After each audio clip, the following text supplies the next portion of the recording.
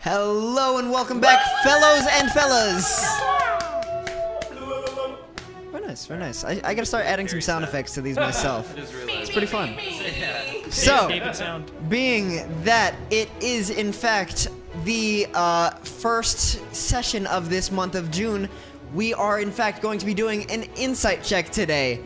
Unfortunately, we do have a stand-in for one of our friends, so he will be speaking on his behalf, of course. But hopefully he's able to provide plentiful insights. So should be an exciting one, as later in the session David will be rejoining us. However, until then, guys, let's go ahead and roll an insight check. All right. First roll of the night. Let's see how you guys fare against my 11. Natural one. Natural one. That's how I do. I got the big old fiver. Okay. 16. Look at There it you. is. All right, Manny. Double You're the guy who always digits. knows where we start off anyway, so go ahead and start us off. You are actually mistaken this time. I'm going through our sessions trying to figure out where we left off. I'm pretty sure. This is something I brought up to him right Is before we it? started, and it's kind of thrown him for a spin here. I think we only have to do 2 episodes here. I think there's only There's two no episodes way. to recap. Oh. The math of last month was weird, so that there was only like 3 episodes last month, and the first of the month we did insight check after the episode. Oh. Correct. We started after. Yes, we started after, and this one we have to do before Interesting. because David is going to be a little Okay. bit late, right? Yeah. Anyways, we so Mike's not even on him. Come on, somebody help this poor guy. There you There go. All right. There you go. So, mannequin of steel. So I think you. He gets chatty. He moved it. Hang on, is I there think- something else missing? Why was there? There were 4 Tuesdays last month. Like what? We what's did the- miss one. We missed a week. That's what it was. That's right. It is 2 episodes. Yeah. Oh, that's Yeah. right, because everyone Oh, was like, everybody was dying. sick. dig Yeah. deep into these Yeah. episodes. No, we could dig we're deep. dying at the end of this. Yeah. Okay, That's so what it's we're gonna That's a be good point. episode 27, Calamari Wellington. That's the one that had. We already inside checked it. Did we? Because that was the one Inside afterwards. check was at the end of that episode. Oh, wow. Straight up, just 28 and 29. So, what's your favorite Okay. color, Tristan? Silver. Silver. That counts You as know a what? color. That's an Why interest. It is. Let's start with a little icebreaker. Everybody was late today, by the way. We all ran in last second, Little. had to go to the Not me. bathroom. We barely said hi to each other, so why don't we say hi to each other There was here on screen? So, I just learned about this, probably super late, but high-low buffalo. You guys know what that is? No idea what in the world's going on here. That was my same exact reaction, right? Guys, we were not ready for this. I don't know So what to check expect this in out. this moment. So, I mean, it's simple. He Simple. shouldn't have rolled the highest. High. Listen. We're just going off the rails. High is tell a high point about your week. Okay. Low is tell a low point about your week, and buffalo is just something random about your week. Wow, I feel like all 3 of mine are the same thing. Don't get us started. Really? Who wants to start? What is it, Joel? Joel has High-low to and start Buffalo. now. Yeah, Go. my high, low, and buffalo is that I discovered new species of creatures at my my property this week. Really? Yeah. Oh, It's yeah. a low because it's called the giant water bug or the toe biter, Oh. and it looks like a roach but bigger, and it has huge pincers, like a beetle. Yikes. I've seen gross. 2 of them. Detestable. 2 of them on my property, and I spent the rest of my week basically just trying to bug-proof my house, making sure that never ever gets inside That's ever. so funny. You mean you didn't Do they grab bite? it and like on his head? You know, like I could Cleave never did have. in Yeah, episode that 1. was basically what he killed in that. Yeah, that was a pre-session thing. Yeah. But Cleave did grab basically a giant water bug. He was the first one And- to kill anything, and it's like this is odd. I saw that this is some BTS information. Actually, this could be pretty fun. Cool. So Cool. we haven't, of course, like released those episodes yet, but there were giant scarabs, and at some point, Cleave decided to kill one and use it, I think, as bait for another creature. And his means of killing it was that he took it. They were big. He took it bodily, and then we were in a cave. Disturbing. And then he put its head to the cave wall or floor or whatever, like to some stone, and then just scraped its head into oblivion. They were glowing fire beetles, so it was very much... It was very cinematic. He used it almost like a match, lighting it on the wall. And This was Yeah, it was inspired helpful. by a real nightmare that I once had, where I was invited to somebody's house and they showed me their pet. I don't know. They were like lizard snakes. Oh my And goodness. I was trying to be cool because I was just like, oh, you know, I'm a guest. Like, I'm gonna be try to like act like I like these snakes, lizards, and they just got too close, and eventually they both bit me on the sides of my neck, like that one Wow. clip of Steve Steve Irwin. Irwin, like Yeah. where he was just super cool about it. So this I was was the trying. nightmare, I take This it. was the Yes. this is a nightmare, yeah, for me. So this was me. This is how This is how much I've Cleave was internalized born. my love for Steve Irwin. Yeah. So yeah, this is how Cleave was born. So in the dream, I'm just like, still, I can't. I'm like, please get it off. Please get it off of me. Please get them off me right now. Please. And I'm just like one tear just starts falling. I'm like, you have to get them off now. And like they're trying to be cool. Like, no, don't worry. And I'm like, you have to get them off now. And they won't do it. And eventually, I just like full flipped out, pulled them both off my neck, and then just match scraped Oh them. my gosh. That's rough. Don't ever bring me dude. around your pet snakes, bro. That is rough. That is rough. So that's where All that came right, from. so This is a crazy how is start. this a high? High, because mean, I was discovering a bunch of like That new was animals I something never heard random. of. It was pretty fun. Okay, It so was there was a random. high, sounded like low, and then buffalo. that was pretty that random. sounded like buffalo to me. It was all the above. It was all of the above. It's exciting that I feel like I've discovered a new creature. I know it's not new to mankind, but it felt new. I'd never seen it before. I would like to note in this time that despite the current proceedings, we will be jumping back into the Bastions start through this Yes. session. Basically, once David gets here. If, Oh, for sure, yeah. You know, hopefully that should be soon. We are excited to get David back here at the table. But for the time being, guys, it is great seeing you guys. So to kind of not so lightly segue from that, Nick, how you been, man? How's life going? I'm okay. High-low buffalo, Nick. Hi, Low Buffalo. I again. is just got to spend a lot of time with my kids, which Awesome. are just getting big and too big too quick. Low, I don't think I have an actual low, to be honest. At least I can't think of one now. Maybe I will later. Something random. Oh, low. The Yankees lost 2 out of 3 to the Bad. Dodgers. Yeah. Bad. that Oh was my brutal. goodness. Well, I have a friend one who game was recently, bad. transitioned from being a Yankee fan to a Dodgers fan, and that was a crazy experience for him. How can you do that? He was never a Yankees fan then. Oh, so was you heard it never here us. first, folks. For sure. I can turn this into a Matt Yankees was podcast never a Yankees real fan. quick. I do not want to do that.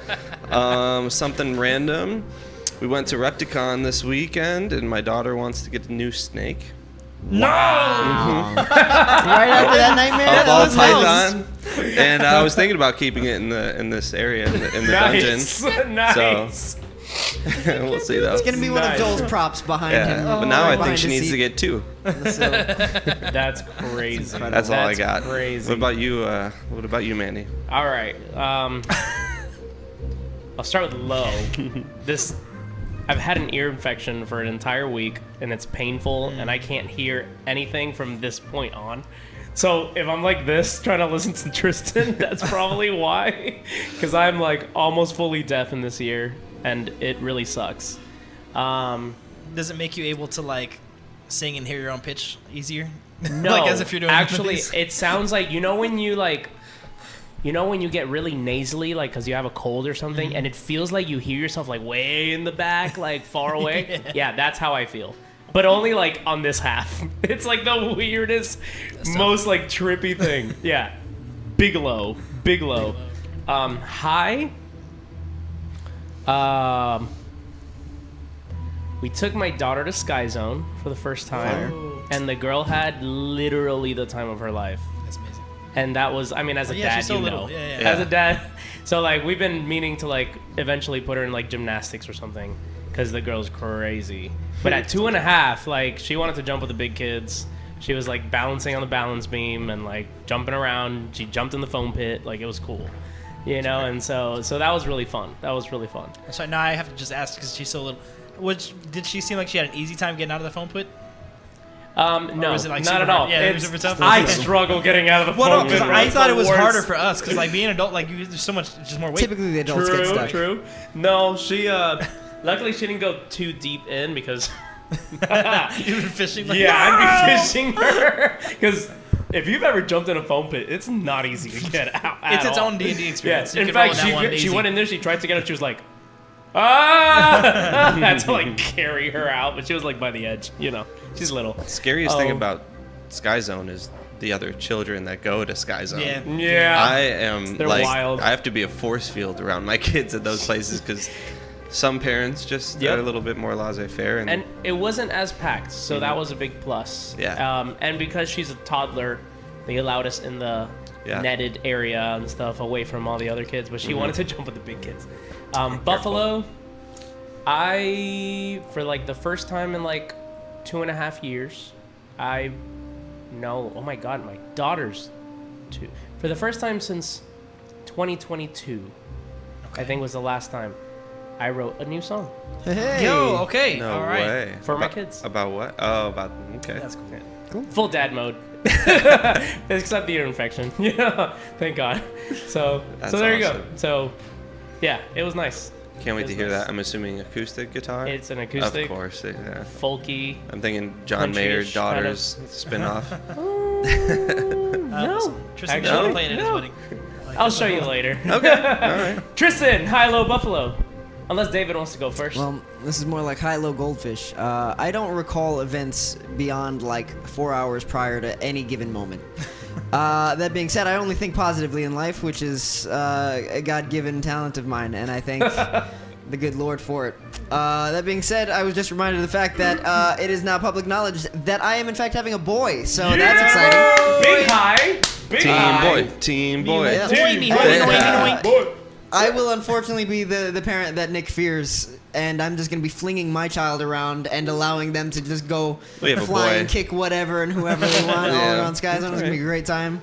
Yeah. So We'll I'm talk definitely later. glad Nick Bianchi's kids are already older and able to take it, because my kids are going to be wild. You're the reason why I don't go to Sky Zone. Gotcha. I immediately, upon like finding out my wife was pregnant, was like, so we're getting rock walls in the house? Listen, We're things gonna- happen, and you need to let kids be kids for sure. But when they're like drop kicking off the foam pit, you know, and then hitting, Top tier. yeah, girls' Top heads, tier. yeah, that's Kidding? No. It's because that's not what Nick, I want. It's because Nick is a girl's dad times 2 before true, he had it's his true. boy. yeah.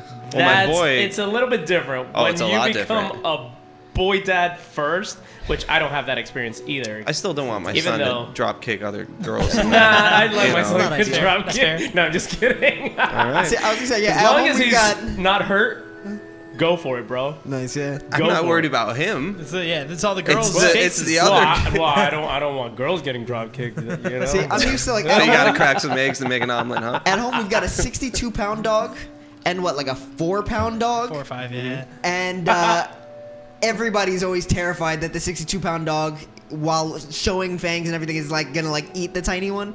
And immediately I was like, nah, just like feed her to her and see what happens. Just they seem like they'll have fun, and she probably won't hurt her. That's And I just sent the tiny one after her, and sure enough, best friends now. All of a sudden. Yeah, no, they're good. They're great. They love it. They Love will that. fling each other around and somehow not harm Hey. one another. It's great. It's a great time. It's an odd perspective of positivity. It's Yeah, beautiful. just let him It's a eat beautiful and see thing. what happens. Listen, if there's like a serious injury like clearly about to happen, yeah, you step in. But until that breaking point, yeah. You just kind of like let it. just let things run how they may and see what happens. You know, Alright. that's how I enjoy things in We'll life. see. I have Glad a you're friend having a who's boy. very That's how That's all I acrobatic, can say. and he takes me to Sky Zone sometimes to try to teach me how to do different flips and stuff. He's very able to do all the flips. nice. But it used to be like a place like people would come like young adults, teenagers, and like there'd be like dodgeball and all kinds of stuff. Now, as you know, it's overrun with like crazy kids that just want to like jump on everybody else's Yep. space, and that had to stop soon. That became really dangerous really fast because we were flipping.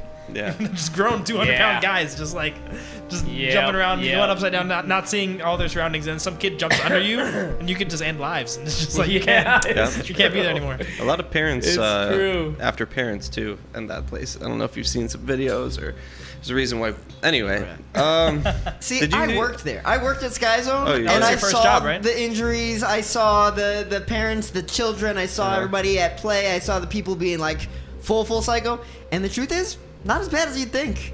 For like all the things that like should be injuries, people were like fine, like 99% of the time. It was crazy. Yeah. Don't get me wrong. I mean, God is real. There were some things that happened, but typically it was just because like one person really like practically intentionally harmed themselves. It's really wild the things that people would do.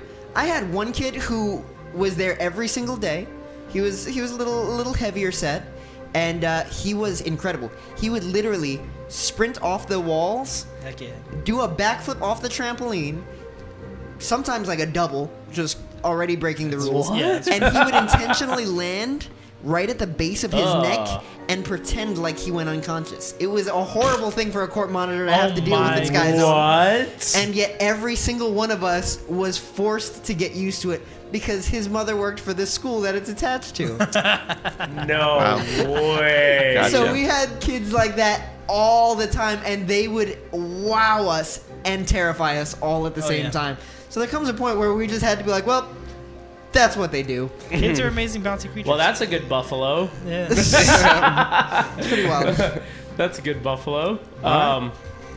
You ready to Do you get have a into low, these or you want to sessions? jump into the sessions? I ain't got no lows. Oh, there you go. Watch out, Tristan. Watch out. Watch out. All right, so let's just jump into the sessions then. So the first one is called... Hold on, I lost my connection here for a sec. Squid Pro Quo. That's the one. Squid Yeah, Pro Quo. boy. Phenomenal name. I believe that one was by David. Probably. Yes. He comes up with a lot of really good ones. Absolute genius. Which, by the way, shout out David. He's not here right now, but he came super early to set up What all a the G. cameras, all the stream, What a guy. everything, so we could just walk in here and press stream. You know, Yeah, he does. He So, does a lot. man. He does a lot. For you the know, stream, for he, sure. he came super early to make Killer. sure that the stream was running smooth and all that, and that's why we are here. It's great. What's up? So, Squid Pro Quo.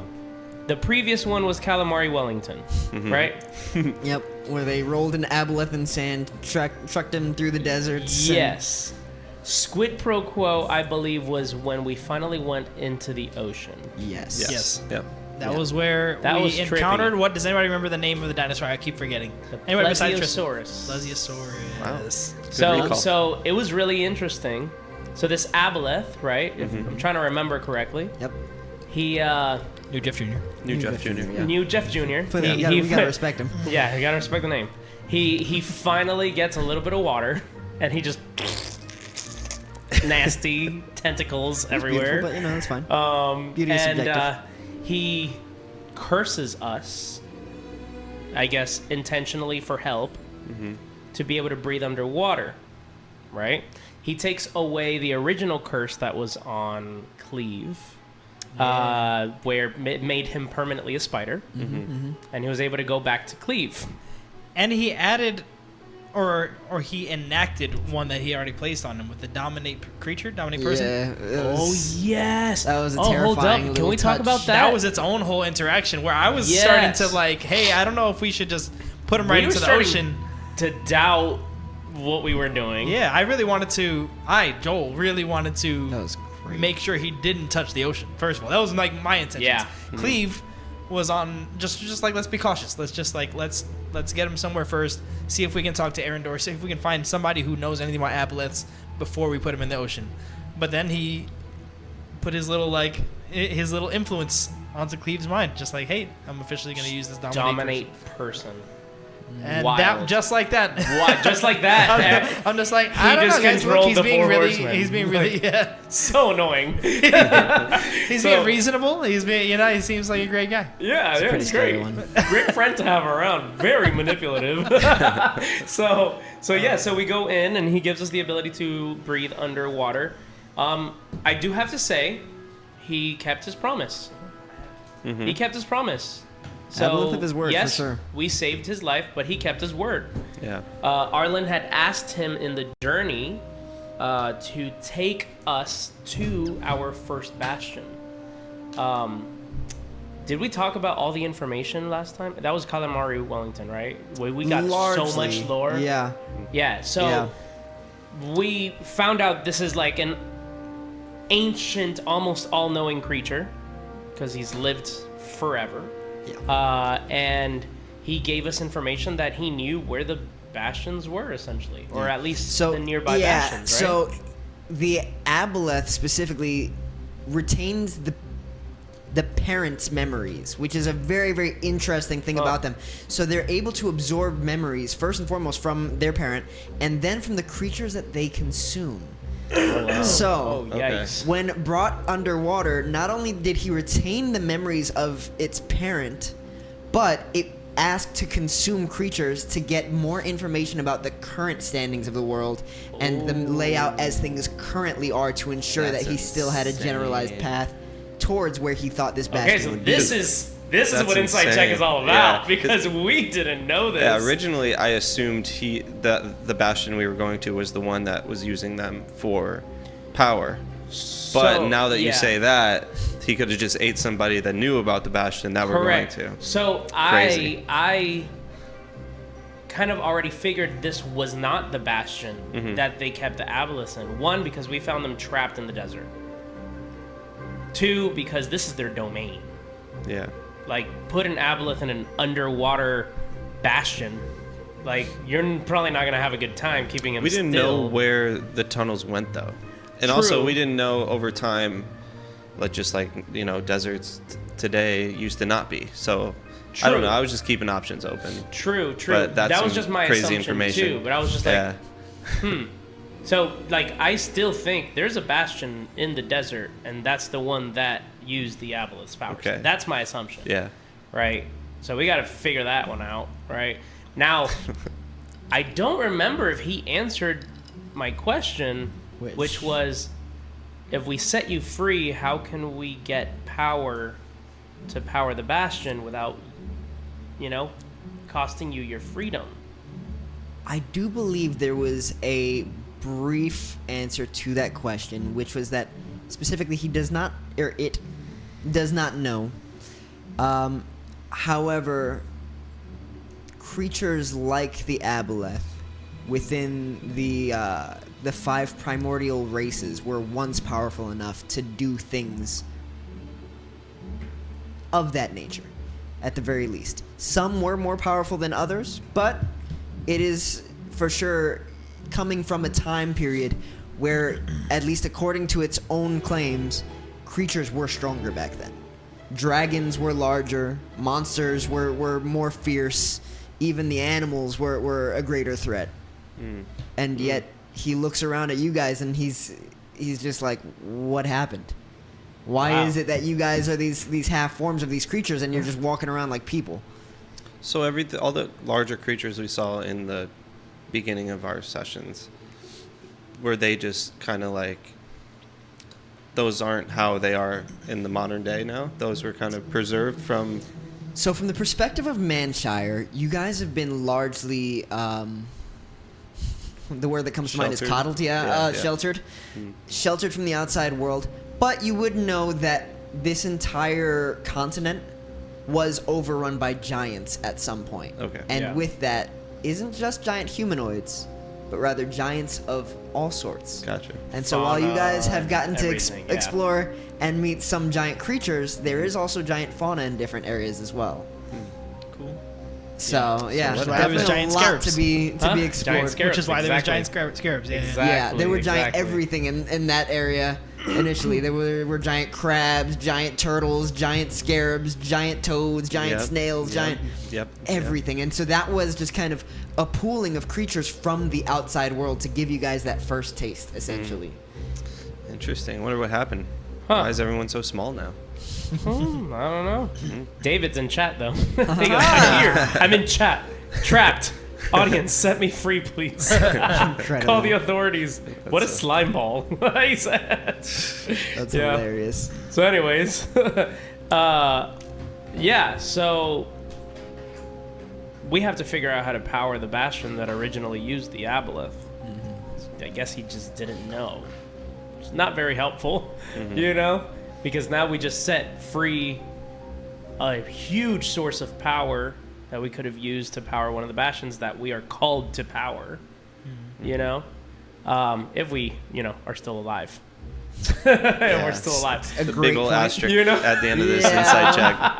Speaking of which, based on the whole all of the Cleave stuff with the giant spider and the sands, and then going and swapping sides on a dime based on the nat one that you had rolled like a week prior or something. I don't even remember. You were just like, oh, that did happen, and immediately swapped over. I definitely remember mentioning this to everybody, but I don't believe it was on screen. But you definitely do still have a point of inspiration if you've not used probably need that. that in this next Probably episode. tonight, yeah. So if you are alive during this session, That's just a great role play thing to have your mind set on something and then just flip a switch. that was pretty and like, incredible to me. well, I'm just gonna say yes. That's one of those things that, as prideful as I'd love to be, even towards myself, to be like, no, I would totally do that a different way. No, the truth is, I would want to fight that so hard.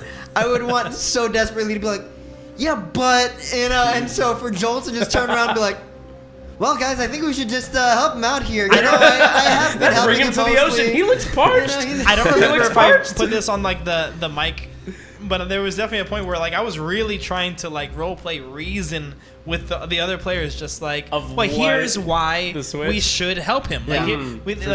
I we remember are this. allied with him, and there came a point where I was just like, okay, guys, Joel, I'm begging you, please don't let him do it. Don't let him do it. You can't do this. So good. Yeah, I'm still at a very, very convinced that was a huge mistake. Yeah, of course. No, I'm it was very gonna be convinced. It's bad timing That for Calagon. 'Cause honestly, like, and we'll get there when we get to the next episode in like 1 second. But like, we are fulfilling our prophecy. We are fulfilling the prophecy that Oh, yeah. Gene Canito gave us. There you go. That Fulfilling he, the words of I Gene guess, Canito. saw and believes. Yeah. We'll get in there. So back to our first underwater adventure. That was really cool. So Wait, yeah, hang on, I'm sorry, really fast. Go for it. Nick, who had started a thought, you said that was bad timing for Calagon. What were you Oh gonna yeah, say? no, I mean, as far as when you were like, don't let this happen. He's Calagon's throwing caution to the wind and kind of over everything. So he's like, yeah, I mean, he says bring him back. Like, who cares? He's like, so go and all do of it. exactly all of like the overthinking that he used to do is just gone at this Nice. point. So Oh, bad you have- timing. man. I was gonna say, you have now, using that aboleth, gotten very close to at least one goal in life, which is like finding out your purpose, gaining power. You're finally on the fast track to everything that you've been searching for. Yeah. So I'm excited to see what Calagon does next with. He did also everything say, here. "Why are you such a wimp? Why are you not powerful like all the other dragons?" Yeah. So I mean, I don't know. He was kind of bringing us down. Yeah, I was He already was a bit of a douche. I'm not gonna lie. That's a bit of a common thread, unfortunately, as you guys may have noticed at this Might have to point. censor that one. So, as you guys may have noticed, given the information from Session 0 that may be somewhat left out here, the dragon that named himself Arrendor in that moment and granted you guys power did specifically note that there was corruption on both sides, and that this world, this continent at the very least, has just like fallen to the worst of the worst. And so within that corruption, now you guys are getting to see it on all fronts, where the good seems bad, the bad seems good at times, and yet the bad might still be even worse secretly while trying to play you guys. And it's interesting to see now how you guys interact with each of these beings, where you guys are given your Gene Canitos, who's maybe a little snarky, but not the worst, Yeah. versus an Aboleth, a potentially world-destroying being, but who is earnest Yeah. in what he does, you know? So it's like, Dude. it's cool to see and try to figure that stuff out. Ever since Thank April, I don't even know what to think about the world. Oh, Like ever since yeah. April, how do I guess anything? Calagon's just like, Anything could be. Yeah. there's so much more magic Yeah. than I thought. No My idea. staff is the least of it. I don't even have it anymore. What staff? The idea that Lost she my was staff, like my aligned wand. with us, kind of. Yeah. It was like her. Like Yeah. That. Weird. Yep. That was, if there was ever like a good as bad or maybe bad as good character. it's yeah, April. that was a 100% clear it's tell for April. sure. That was one that you're like, I don't know if I want to work with you, but I'm going to do it anyway. Well, we had no Yeah. choice. Yeah. Yeah, there was like 8 different moments where everybody was like, yeah, this is a bad idea. Time to take my wish too now. I was like, speaking of which, you guys willfully chose to feed the Aboleth and grant him the memories that he so desires. How Which is did we wild. know? Power. We Wild. didn't know this. He was just like, I'm so hungry. I need something big and I need small, something right? big and something small. Yeah. And we're just like, okay, I guess something big. I got that one. Yep, Yeah. that's for sure. And then What did we Rodrick find was that like, was small? I'll find something small. Did we find something small? What yeah, was yeah, it? it was. Yes, it was fish. like a Small fish. piranha. It was a quipper, yeah. Like a It was piranha. like a piranha, a school of piranhas. I believe Rodrick grabbed it out of the water. Yep. And I he really thought it wanted was it just to be a a regular seahorse, but fish. that's awesome. Huh? Yeah. I really wanted it to be a seahorse, but that is awesome. Oh, that would be pretty cool Well, he and would've eaten awful a though. seahorse. Yeah, That it would've was- sucked. Yeah, that was. fair enough. I will admit this campaign has gotten a little bit more violent than I had expected for a time. But that is like the one aspect that we did always kind of see coming. Again, we avoid language, we avoid any sexual misconduct of any sort or anything of that nature. But there can may be some violence. occasionally be some. There's gonna be some I mean, potentially gratuitous violence. Listen. Maybe a little torture here Our and there. calling A little is bit of to torture, end a little bit of a war acid. amongst races. Like, there's gonna be violence. Yep. There's Yep. gonna be violence. They use There a was lot of always gonna be violence to stop the violence, apparently. Right. They come very peacefully throwing acid on people. It's the been destroyers. great. What can I say? Yep. Whoever said violence never solved anything never read anything. At all. There you go. They There you never, go. They've never don't know anything about history. Amazing. So, Let's jump back in. yeah, so my Hey, goal. hey, jump back into the ocean. So my goal with the where we plesiosaurus were. there. So with the big and the small, the aboleth wanted to find creatures that were both predator and prey specifically, and was hoping to find things that would allow him different routes and different perspectives. And so when New Jeff Jr. chose those creature types, it wanted to choose to fight alongside you guys and take advantage of the fact that it was still just a baby, essentially, this aboleth. And basically, it was using you guys to help be the predator that it was meant to be. And so while using its, like, actual powers, it was using all of your strength to aid it in that moment. Interesting. Versus you attacking the prey, the smaller quipper, it wanted something small that would hide in the narrows, in the depths, and try to veer from the predator's eyes. And so using those things, I didn't narrate it well enough, admittedly, and I don't remember how much I touched on or didn't touch on at all. But it definitely would have taken you guys following certain channels to expedite the path that normally would have taken much longer, essentially. So Gotcha. that is through a series of different means, whether that just be passages. Why am I blanking on the word? A water. Come on, I'm thinking Finding Nemo, the Currents. turtles, currents. Thank you. Currents. Yeah. EAC. There you go. Currents And so, and all that.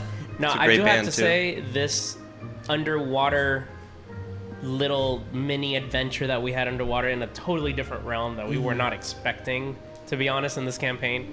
I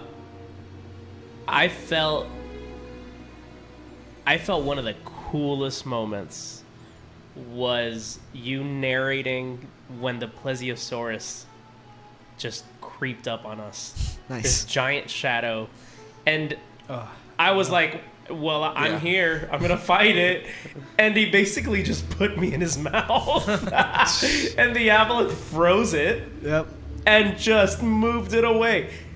Honestly, like, if I was Arlyn in real life, I probably would have soiled my armor. Like, not even gonna lie. I learned when Tristan was narrating this. He was saying he does this to you, not like. I thought it was like That's what I thought, up, too. and it was like this. So it's more like the size of a alligator crocodile's mouth. So it's not like. Really?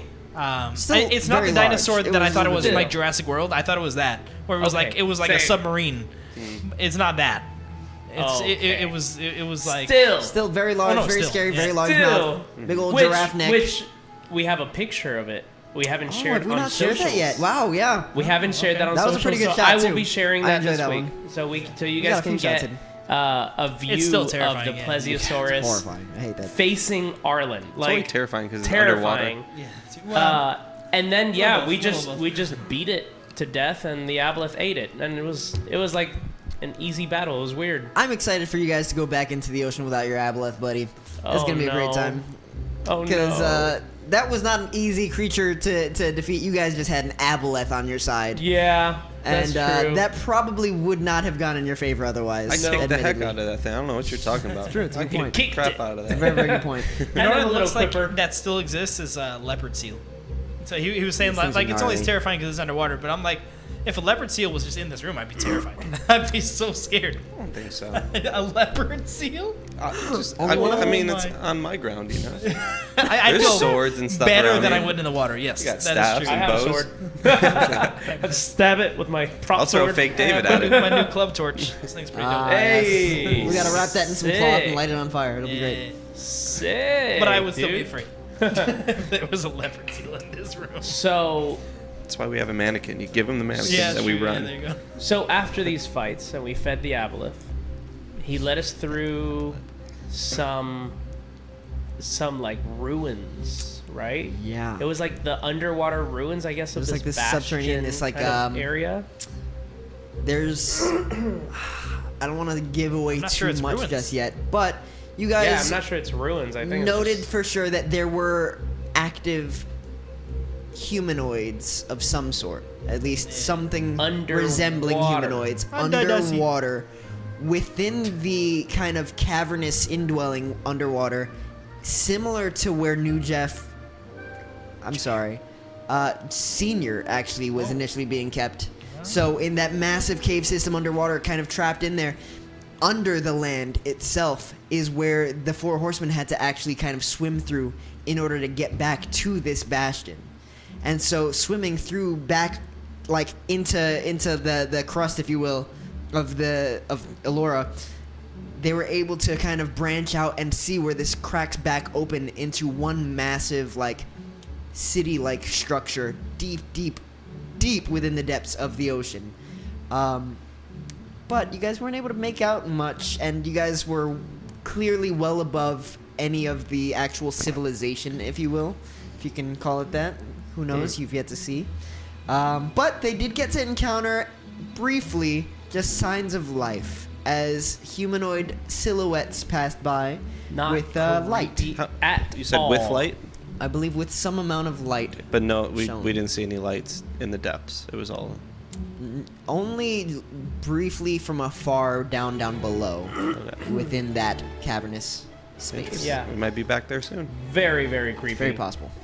Very creepy. Mermaid Kingdom, or whatever it is. Yeah. Very creepy. The aboleth did not seem pleased to be there for sure. Oh, that was one that That's even worse.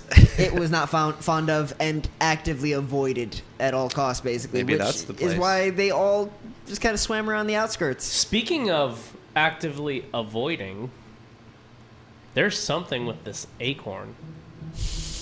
Oh right, I forgot about There's that. something with this acorn in a bottle. Wait, I got it right here. There we go. Of course, David's got it. There it is. There is something about this.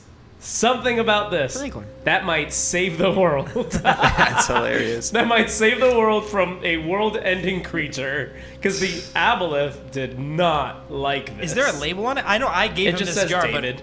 but nice. Incredible. It says He's David. claimed it. He makes sure nobody's touching his acorn. Yeah. So. That was from the mic. Okay, that used to be on one of the mics. Yes. The aboleth did note that it wanted nothing to do with any of the creatures and things from around this area, I'll say. Okay. So, Still. it didn't want the squirrels, it didn't want to brainwash them and enslave it and use them towards its own will.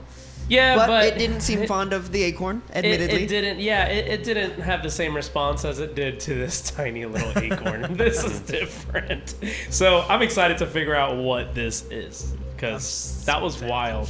It better be World-ending something, creature. or else it's gonna be so anticlimactic. I know. He That'd be finally the throws it best. at something. throws Just it like a Pokeball and just... So we finally swim up. Yay. And we reach the shore. It's my favorite part. Coming to last week's episode. Oh boy. Last week's episode was a doozy. We still have yet to finally finalize a name for it. Well, Do we for that want to set before- out some options? The end of the episode before is actually when. True. Yeah. True. The When end we of got the on episode shore. before, we went up to the shore. Mm-hmm. Rodrick peeked. Arlyn Yep. used dragon sense, Mm-hmm. and I was able to sense two humanoids out in the entrance of the bastion. Rodrick came out looking like Rodrick.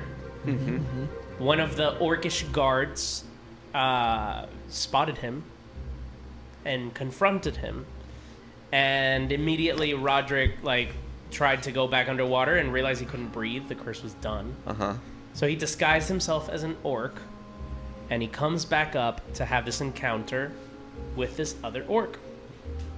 And if I remember correctly, he was trying to pretend like the Waking Dawn had sent him on a mission to the Bastion or something. And accurate. These orcish guards were not about it at all. And they urged him to leave. Now, the part that's still a little blurry to me, because I haven't rewatched that part, is what drew Rodrick to take out his knife and I do have to rewatch that part. Didn't the orc say you either leave or die or something like that? There Was was, it a definitely threat? a hint of that. Yeah. That they Okay. noted that basically they were supposed to attack on sight. Yeah. Yet they weren't at all. They were clearly questioning and instead saying like, no, you should leave. This isn't the place for you. I don't know what mission you were assigned. This ain't it. You got to get out of here. Go. Leave. Not supposed to be here. Repeatedly. And while one very seemingly kind orc turned towards his buddy, he instead got a knife to the throat, and he was not, in fact, rewarded for his kindness. somebody reached for a vial. No, that was No? after. That was after? Yeah. He was he got reaching the- for a horn, I believe, possibly, or at least just had it Oh. at his side. That's right. That's why he That took the knife must have out. triggered Yeah. That Yeah. triggered Rodrick 100%. Yeah. So he reached for he's the my horn brother, to I blow can read it. his mind. He reached for the horn That's to blow the it. reason. Rodrick takes the knife out, and we end that session. That Correct. way. Yeah. That's Harsh. Oh, and he sends us the telepathic signal, which the Aboleth gave us as part of the curse. Temporary telepathic powers. Yeah, the Pretty safe awesome. word. And he gave us the signal word, chosen by Rodrick, fish. And that is where the previous session ended. Yeah. Now we're to last week's episode. So last week's episode, yes, David said yes. I said drop the horn. Nice. And things just got fishy, you know? Oh man, So- they got I mean, so the first portion of that episode was initiative. It was a fight. Yeah. We had a big fight. Most of it was just fighting. But then, as the recap that we'll see after this talks about, I didn't do basically any of the fighting. Yeah. Cleave didn't do any of the fighting at all. Yeah. Okay, so let's give a little bit of detail, I guess. You'll get detail again in the actual recap, but we always separate inside check and the Yeah. episode after the fact. So we could talk a little bit about it. So obviously Rodrick was in this situation and he gives a signal and Calagon comes out and he's like, "Whoa, what's going on?" Yeah. Right? I actually went to reach for the horns first thing, Yes, so just to make sure, and I wanted to talk him out of, fighting. I wanted to talk Rodrick out of fighting too. It was great So- move. That was I slick, mean- because I feel like everybody keeps forgetting those details of like, okay, wait, get the really important thing away from them first, then do what you're gonna do. yes. So you holding on tight to that at all costs was huge. Yeah. Well, me Great jumping play. out got the other orc's attention. That's when he turned towards us and started walking with a vial. So Yeah. I already had the was horn a red away. vial. Rodrick had him pretty much with the knife still, and then he was like, "Well, you're leaving me no choice.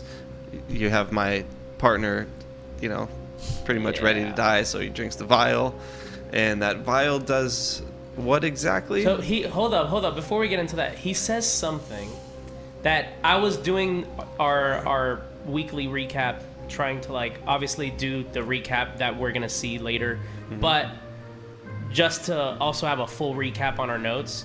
And he says something that, man, it makes me feel so conflicted. Was it again? like you leave me no choice or something No, like that? he says you guys have chosen violence in a time of peace. That's right. Oh yeah. And then he goes, so then I must. Yeah. And then he drinks the vial. Yeah, that's right. Wow. Which goes to show we had such a chance to not fight. Yes! Yes! Yeah. Phenomenal. Yes. Let's Look go. who made it. We were just talking about you. Oh, he knows. Time is Kick him out. David, you've chosen violence. That's in a how time You've of chosen peace. violence in a time of peace. Can we display this? Incredible. Just hold that as like your helmet the That's entire what session. Rodrick wanted to do. I wanted to hold. I wanted to put the head of my enemies on a spike, but Incredible. Just put it on the mic. I'm pretty sure I'm dead. So Yeah, Rodrick got it. So good. yeah, so he says you've chosen violence in a time of peace, bro. Yeah. When I read that in the recap, And I'm like, I didn't even remember that. Is that when Like- Rodrick takes his orc friend into the water? Is it right after that, or? It was after he takes the vial. I was saying, yeah, everything about goes down at the same time right So- there, essentially. So yeah, everything happens all at once. Who said you've chosen violence in a time of peace? The one coming The towards other us The from orc the with entrance. Coast Guard. So, if you guys Right. remember, there was one who was like a little dopey, Yep, to that's say the one that least. got And knife when pulled in with aggression, he showed excitement. Yes, correct. So he was an interesting one. He was an Which- interesting one. I say that in the recap. I think from Arlen's point of view, Yeah. it was. We'll get there. Yeah, we'll get there. We'll get there. But the other one is interesting because he's the inverse, where he showed no signs of violence, no signs of desire yeah. to show any form of violence until taking the vial, which forced him to go berserk. Oh, that's what it is. So okay. I think the vial was a form of like barbarian's rage, right, or Similar. something similar to that. Similar. It's like yes. a Red Bull kind of. Yeah, he took Yeah. a Red Bull and he just went crazy. It was a pre-workout. So yeah. you guys Took a have learned pre-workout. up until this point that the orcs are potion makers. It's And true. so this is a popular thing within this space. Oh my gosh, And so how these did I never guards, put two and two together? How did I not get that? That's wild. so these guards maintained their station by wielding different potions. And so first and foremost, one of them carried the potions required just to get there, and the other one carried a potion to bolster his own ability so that he could defend the bastion in time of need. So, and then Rodrick, in retaliation, takes the potion away from the hostage orc, and he's like, "I'll take it too." And he takes it, and he goes, "You can breathe underwater." He's like, "You know what? Fine." And he drags him in. Yeah, that was good. Listen, Oh, man. I'll always make do with what you give me, Tristan. That was pretty good stuff, man. You Roderick's potion master of the Four Horsemen for sure. Yeah, oh, 100%. 100%. give me gills, I'm drowning somebody. you make me able to dance, I'm out dancing somebody. So here's the thing, though. Here's the thing. Yeah. You thought you were going to drown him, but then he uses your knife against you and brings you down to 1 hit point. Yeah, that was kind That of was crazy, fun. right? Yeah, As that I'm was that was scary. a beat wild. That could have gotten south so Yeah. fast. Yeah. Yeah. And so anyways, we can speed this up so we can get to the session, right? Heck But yeah. it was chaos. It was chaos. He's getting pummeled. Yeah. Calagon's getting pummeled underwater. You are getting stabbed in the neck. Great times. Great Blood times. everywhere. Uh-huh. And then you can explain your choices, Cleave. Yeah, Cleave, explain your choice. It was a good idea. I just In part. wanted for the violence to not have to be violence, you know? So I wanted to convince them when they thought we weren't supposed to be there, I wanted to find a way to make them believe we were supposed to be there. And so after violence commenced, I knew it wouldn't be enough if I just came out of the water and started yelling. So I thought I'd take a step back for 1 turn and just like observe so that I The could... one turn where we all almost die. That's Except the one. Arlyn. Yeah, that's the one. That's the one. That's the one. And in that very short amount of time, yes, a lot happened. Yeah. So my next turn, when my goal was to now sell what I was trying to build up there, Yeah. I wanted to let them know hey, this is all a training exercise and you all did great. Didn't work. So Everybody was underwater. here's the thing. I do want to speak on that because we've been joking around and like beating up on Cleave on it and all that. man. But like I think it would have been a good plan if it wasn't for the initiative order. Right? Yeah. The initiative order, I think, killed every chance of that even working, right? Because so much happened before even Cleave opened his mouth. Yeah, that's true. Right? And so if Cleave was like first in line...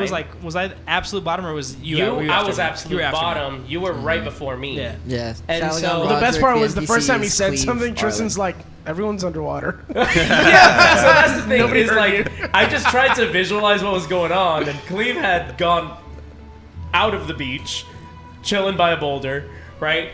Everyone is literally like, I just imagine a shark frenzy. Like, it's just like splashing, fighting, screaming, blades. Like, everyone's just fighting. Crazy. Right? And then he's like trying to speak to them. He tried to talk to children just wrestling each other in the pool. Like, they can't hear what you're saying. What got me, it was Cleave should've gone like 4 1, rounds of that. So good. I think you had like 3 or 4 opportunities to like change and like snap out of it, but you're like, Committed. I'm already Yeah, you here. have to so- try And you know what? It just Committed. kept Yeah. being like, so I had already done something. I forget what it was, but the first time I had already kind of done something, and I was like, well, I made that my action. I don't want to cheat. So I took a step back on that. It wasn't until the next turn that I was able to try something that would allow you to hear me, but that failed too. He, So like, that was it. I Those think are you the- did. those are the Did you do times. like gust or something in I the did. water? I did to shape try, water. like, Yeah, I moved the shape water out the way, and move it out. and then I said it again, but it still failed. So I just after that I started to help, but it was pretty much all done after. It- I mean, yeah, after it was that, pretty much I locked down the guy that was messing up Calagon. I grabbed Yeah. his arms. Yeah, Barry helped so too, I think. I love to visualize this scene from the point of view of Cleave. Yeah. Like, I'm not even kidding. Like, a reading lot. back through it, I visualize it from the point of view of Cleave. Oh man. Being so that Cleave clearly does... I mean, this whole, like, extinct orcish race, which are your people, is, like, a huge deal, right? It's a huge deal. And here we are fighting this orcish race where... Some of the last of his Clearly, people, yeah. it could have been prevented, right? Yeah. Could have been prevented, and Cleave knows that. Cleave knows that, right? But I can imagine. Shut up, Rodrick. Shut up, David. It's so easy to say what you would have done when you're not up there. Yeah. Internally, Cleave was panicking the whole time. The struggle to just say like, hey, this is all just a training exercise was just like, if Tristan would have asked me to like, if any amount of that conversation had actually started, which it was kind of a non-starter anyway. If it did, I would have like basically told Tristan like, hey, this just so you know, this is hard for me. Like if anything, give him disadvantage or something, because like it was so high stakes for Cleave. It's like first of all, endangered species is his whole mission. Yeah. Second of all, this is my species, which I've recently in the last Your week endangered found species. out is my endangered species. Yeah, we're endangered. Yeah. And then they're fighting my friends, and somebody's probably gonna die.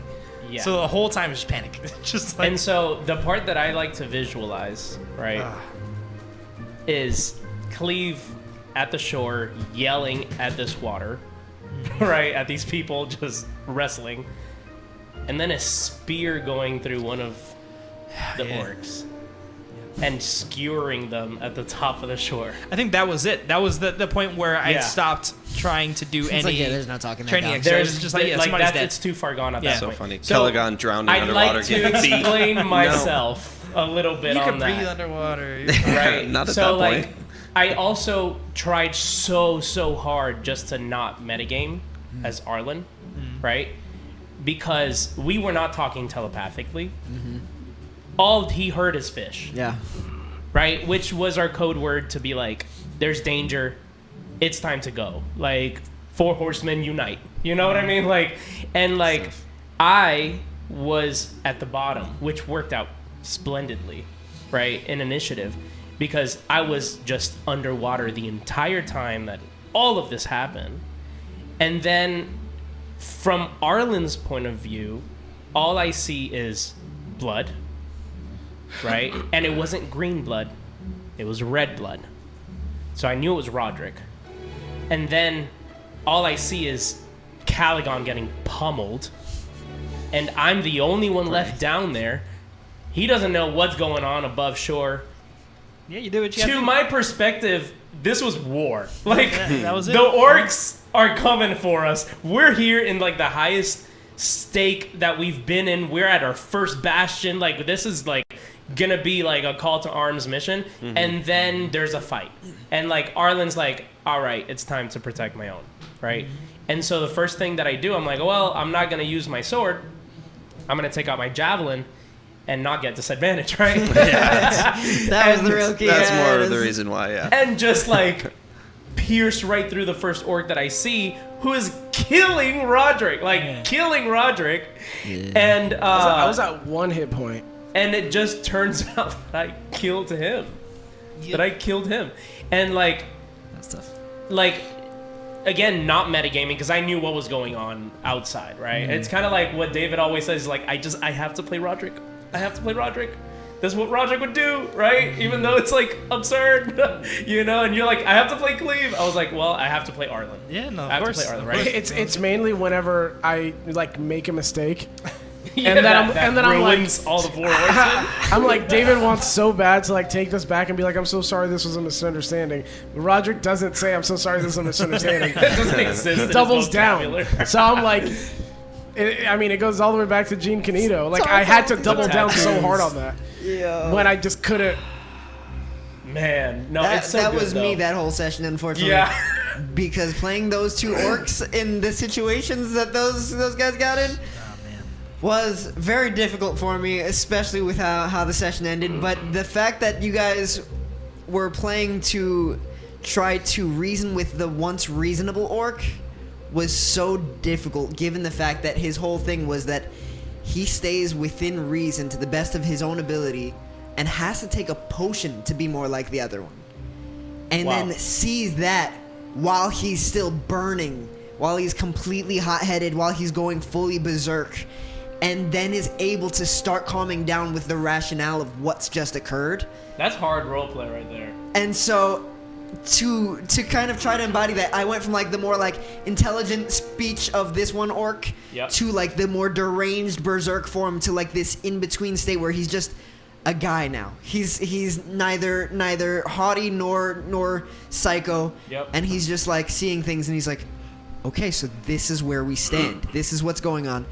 These are the facts, and this is what they're saying to me. This is what I've been trained for. I knew people would come for me. I knew that they would come in violence, and yet I acted slowly. Here we are. And this is essentially just like what happens when you make the wrong decisions, as far as he's concerned. And so he basically, in that moment, decided never again. Like, I'm an orc. You guys have heard that their entire civilization is based on strength, at least in part. I mean, literally never again. And Because he went kamikaze.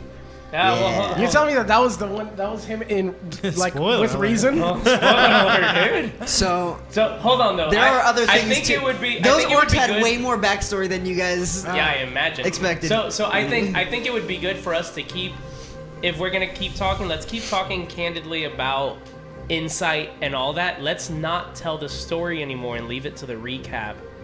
And if you're watching Insight Check separately, watch the episode, because the recap tells everything that happened, like up to the point where we're at right now, which is, it's not a great point. Like nobody expected this situation. Nobody expected. Okay, We so then literally- I'm just gonna take it from because I feel like wait, no, were you about to say something? No, I just said it's not that bad. Okay, They'll no. see. It's not that bad. They'll see. This was like the most internal conflict I've ever had role playing, probably at a D&D table, like at all. Yeah. Man, yeah, because like I said, it was between like my endangered race versus like my people, right? My people versus my people, and everything happened so fast. Like It was like fast. everything that Cleave was saying until the end was basically like, can we just slow down? Because it was just like we hadn't even tied the guy down yet before we started torturing him. Like we were still carrying him to the tree, and already torture was commencing. And I was just like, stop! Yeah. I'm holding him, and somebody else is torturing him. So like, what am I supposed to do? Like I don't want to let him go. So it's just there was just so much. Yeah. There's just so much happening so fast. Yeah. But eventually we got to get him tied to the tree. Eventually, like there's a little bit of infighting. Eventually, and it's just like building and building to a point where. And I remember there was a point where Rodrick asks Cleave, and like at some point, are you like you're gonna have to choose a side, something like that. And I genuinely like got in my own head. I was just like, okay, which side I'm gonna choose? That's where I was at. I was just like, genuinely, I might not choose them because they're not the good guys in this situation. And I just started to like run through all the scenarios. Like, what do I do if I watch this continue and I decide they're not the good guys? Just like where does that lead me? So I was like, let me leave. I don't want to see whatever it is. But then I kept getting pulled back into the situation. And I just kept building. And I was just like, okay, so what do I do if they're the bad guys? What do I do if I still trust them? Do I leave? Do I try to get us all to leave? Do I betray? One of my potential contingency plans I was telling some of you guys was like, I was gonna wait till everybody goes to sleep. I was gonna steal the horn and just blow that. I'm just gonna like call them all over, like call the police on ourselves and leave it into the powers' hands, just like the powers that be. Just like, look, arrest us because at this point we deserve it. This is Cleave's origin story to like an evil Cleave, And like, which is so good, but I do have to say, Arlyn was remorseful about what happened. Like, Arlyn, his intention was never to be, you know, the aggressor in a situation, and he acted purely on defense. Purely on defense. But when he went to shore and realized, like, this was not defense, like, we were in offense the entire time, like, he was remorseful about it. And so I think his conversations with that orc were genuine, where he's like, hey, like I'm sorry, I want to help, and like, please just give us information. We are not the bad guys here. But like, how do you convince? How do you convince someone after you killed your friend? At which like, basically you're not and rolling for that. There's no way. There's no way I was going to convince this guy after I killed his partner. So that was his a friend. I still think you were number 2 on the list of like aggressive. Like, obviously Rodrick. Totally. No, number 1. Rodrick was brutal. And then you. Wait, you think Rodrick was 1? And you showed. Well, I mean, as far as like the aggressiveness. I was getting beat up. You did start Me the fight too. and then I was getting beat torture up, the but guy. like it came to the point where because I had obviously noticed Cleave during all of this, and started to, because my whole like caution of the wind thing kind of started to like go away when I saw what Cleave was going through, especially during the torturing part. I didn't want to be a part of either. And like at that moment, we even had a chance to just like, maybe we should just leave and figure it out, because what just happened is not what we wanted to happen. I don't know if we could smooth things over. I think you were the one that said we should just leave, right? Oh, yeah. And then I was like, okay, yeah, I think Cleave's right. Maybe we should go and live to fight another day. You know, so I don't know. You were number 2. You didn't want to leave. You weren't that. So let's go in Arlyn's perspective of that, right? Because Arlyn is one that will carry out his mission no matter what. Period. We were in our first bastion. Like, this is like everything he's longed for in his life, right? Like, but you have to be alive to be able to do it. Yes, but he also has to look at all the points of reason, where he's like, he was battling the same way you were battling in your mind, Cleave, about what to do with either the orc side or the horseman side. Like, he was battling with, what do we do with this orc and still keep our morality? Like, that was his battle, because if we just left, But we already killed one. So it's hard to be like, hey guys, here's this orc. I know, and that sorry, was the there's another difficulty. one. That was the difficulty, though. But like, that's why he's like, in his head, he's like, if we go inside with this orc alive, in full hostage mode, we are not gonna have a good time. It's not gonna go well, right? If we leave him alive and go, let's say he lives, right? If we leave him and we just let him starve to death, I think that's even worse than just putting him out of his misery, right? But if we leave him and he makes it out alive, we have an entire bastion that's going to come for us. Like, they know who we are. We are not Joe Schmo, look like everybody else. Like, we're the most colorful bunch traveling in all of Arendor. You know what I mean? Like, we are recognizable. And so, like, if this guy is alive and goes in and tells the entire Bastion and the authorities about who we are, there is no chance we're coming back. Like, there is no chance at all. This is such great villain reasoning. I'm loving this from like an outside perspective. Right?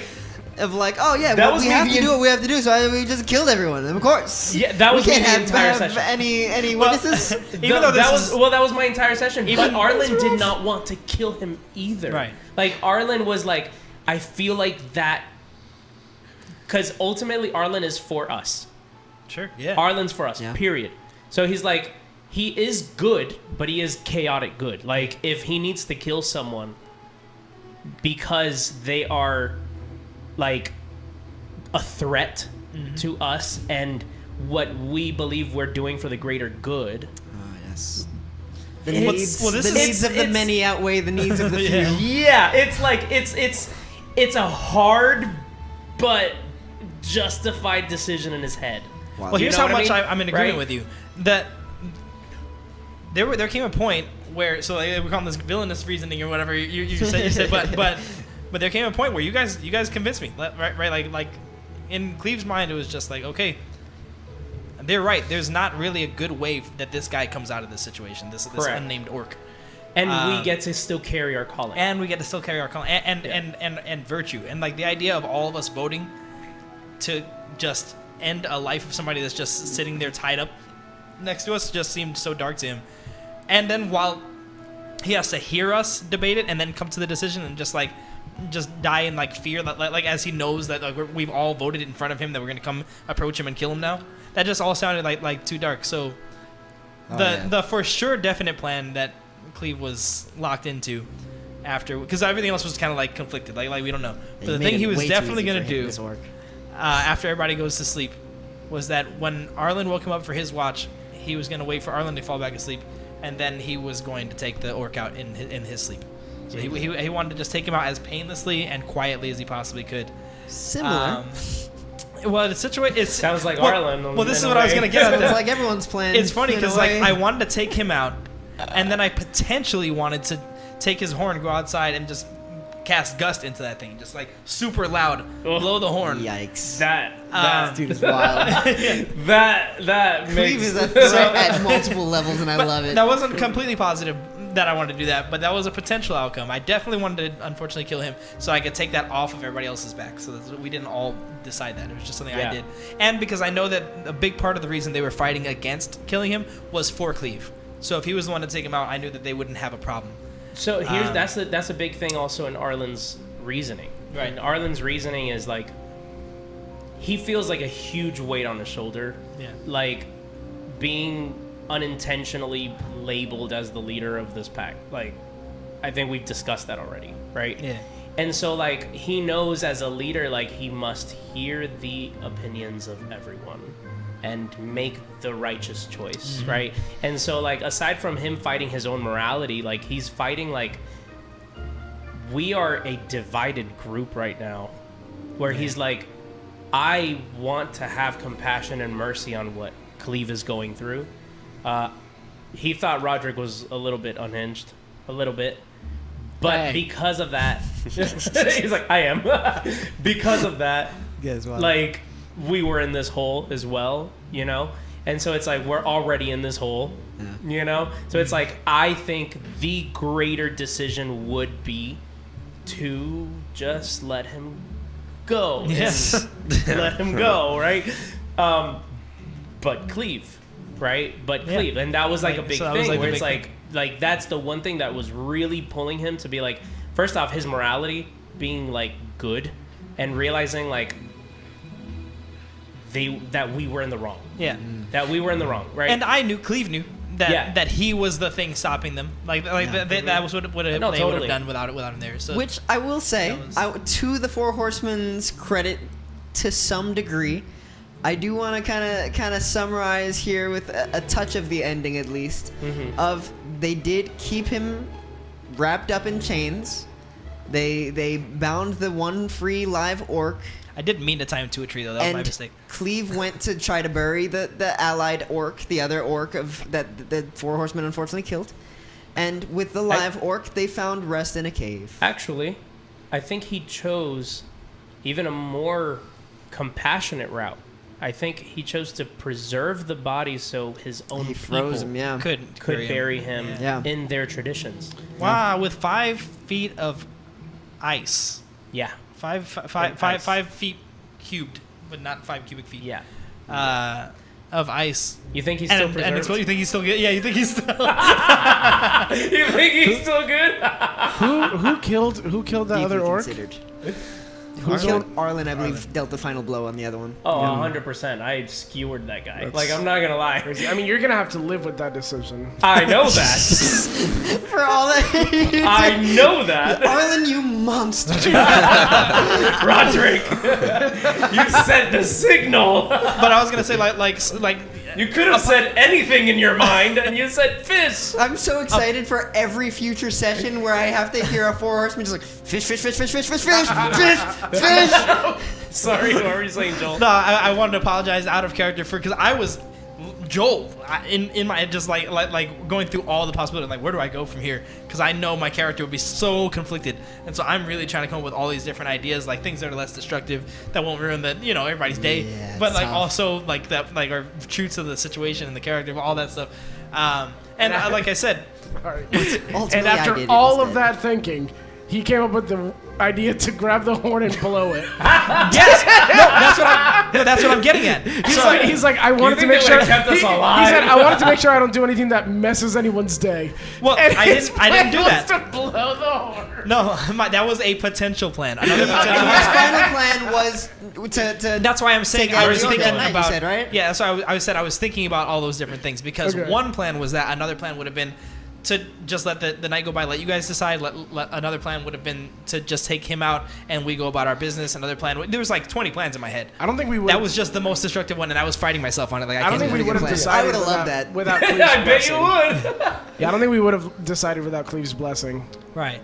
Yeah. But I think he was willing to take, because he knew that was everybody else's vote, so he was willing to take your vote into his own hands so that you wouldn't have guilt about it. Like, hey, like, yeah, we voted for that, but like he ended up making the stamp. That was kind of what I was gonna end up voting for. And then, but if you got the best of both worlds, it would have been to take out that orc and then also get us all killed. So when what happened, when everybody else at the table was sad, this is me apologizing in real life, and I was actually like, this is actually kind of good.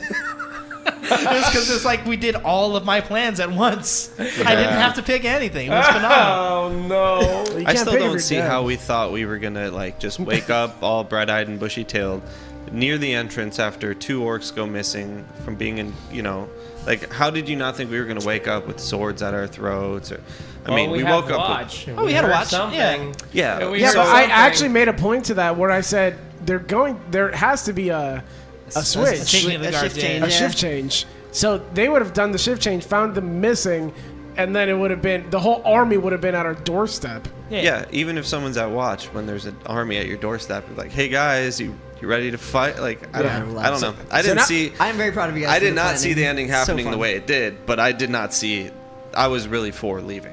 Like, Actually- after you said we should get out of here, I was like, On some planning stuff, probably. can we do inside check stuff in advance for once? 'Cause this is actually pretty fun. I got a plan really fast with you guys. I have some ideas. Of I my think, own. yeah. Let's Yeah, talk some ideas. but let's I give don't it know if I 5 and then wanna hop in, 'cause I'm excited. I you don't want to talk. wanna You don't want to like. you don't want to Alright. spoil what it happened for a little them. bit That's more. the For, thing. people Alright, have because, seen like- this session, but it is a cool way But to bring I us don't want to in. spoil like any potential plans for the next session coming up in 10 minutes. Okay. All right. Okay. You know? All right. All well, I'm saying we is I ready? think this might have worked to our benefit. If for all of this like conflict that we've had, I think this might actually end up covering our butts a little bit. I agree. I think I'm with you. I think largely. I think I'm with you. For the I scenario think that it was. I'm thinking the same exact thing. yeah. Yes. Okay. all Really? right. Like, in what way? Like, you think that we now control the narrative because both orcs are dead? In something that looks a like way. somebody else didn't do it. Aha. Wait, what do you We'll mean? talk We'll talk it. Yeah. on break. All right. Well, with that, we're gonna take a quick break. We've got intro and a little special something else to throw in there, but otherwise, Yeah. it's gonna be exciting. I'm We're pumped jumping- to jump into this one We're today. jumping so right into the Yep. game. love no you guys, intro, and we'll see you back here in just a little nothing. bit. All right. See Oh, you no guys in intro. 10 See you minutes soon. while we dread.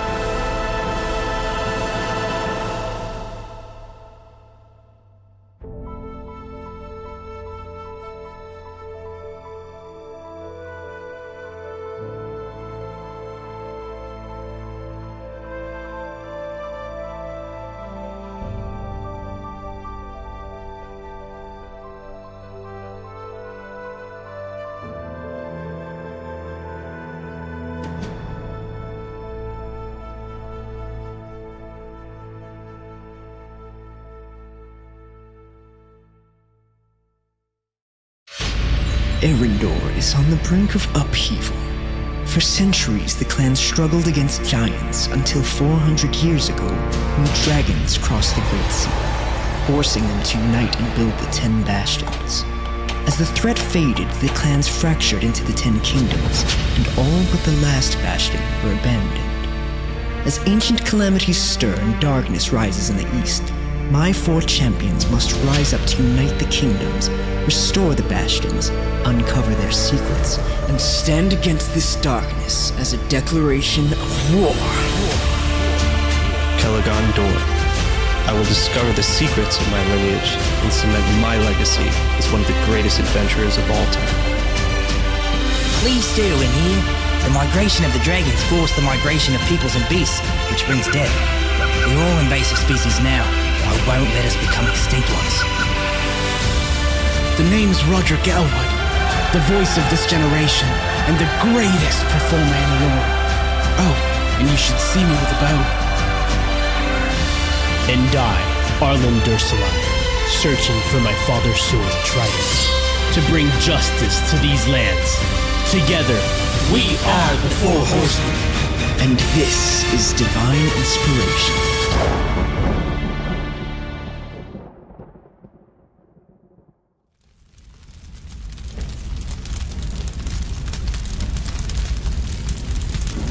They say battle makes the mind sharp, but mine felt like it split the moment I surfaced. I hadn't seen what Rodrick did, I only felt it. The signal word, fish, rang in my head, and I knew it had begun. I stayed below, hidden by the tide, watching the stonework shimmer through the waves as Calagon surfaced. He tried reason. Rodrick had his dagger to an orc's throat. The other one was drinking something red. It was too late. By the time I reached them, Rodrick was bleeding, Calagon was being dragged and beaten underwater, and Cleave. Cleave was off to the side, muttering about training exercises like any of us could hear him over the chaos. I struck fast. My javelin pierced the orc's ribs clean. The look in his eyes wasn't fear. It was purpose. That worried me more. The other orc was a beast. Took all 4 of us to pin him to a tree like some rabid animal. Even then, he thrashed. He bit. He nearly took Rodrick's hand.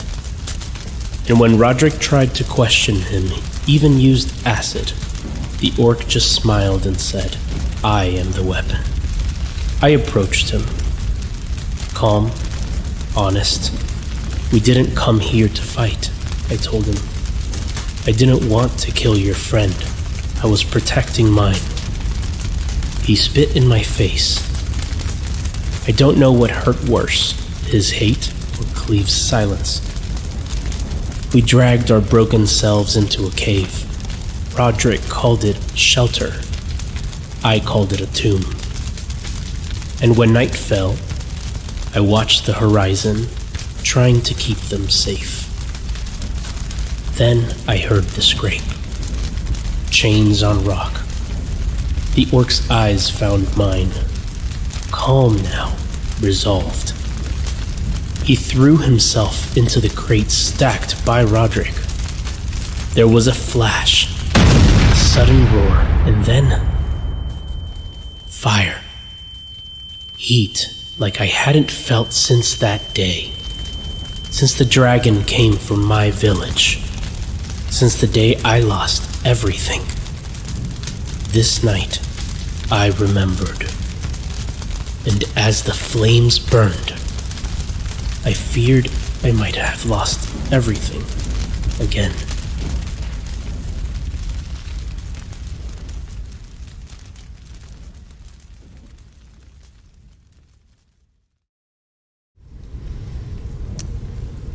As darkness becomes light, Arlyn, standing there, feeling the heat, taking it all in for a brief instant, I would like first and foremost for you to make a Constitution saving throw for me. Okay.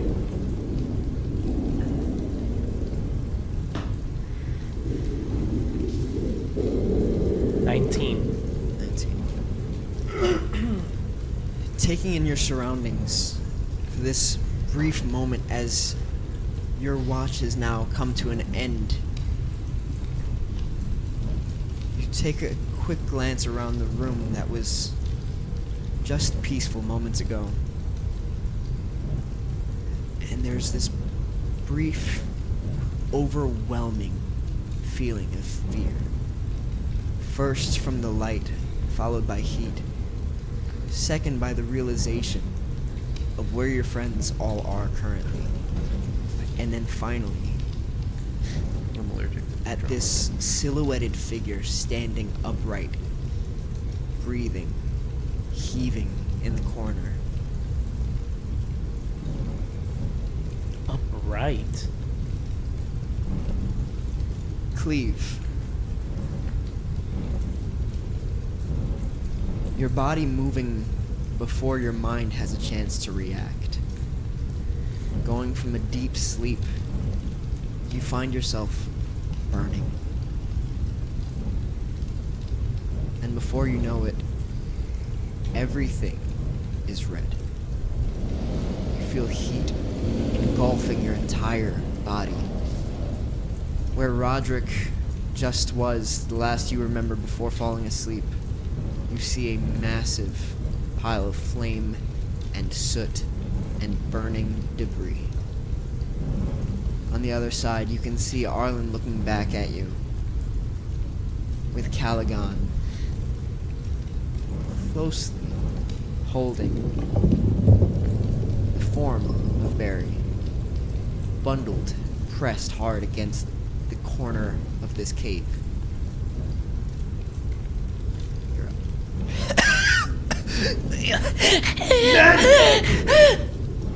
What's happening?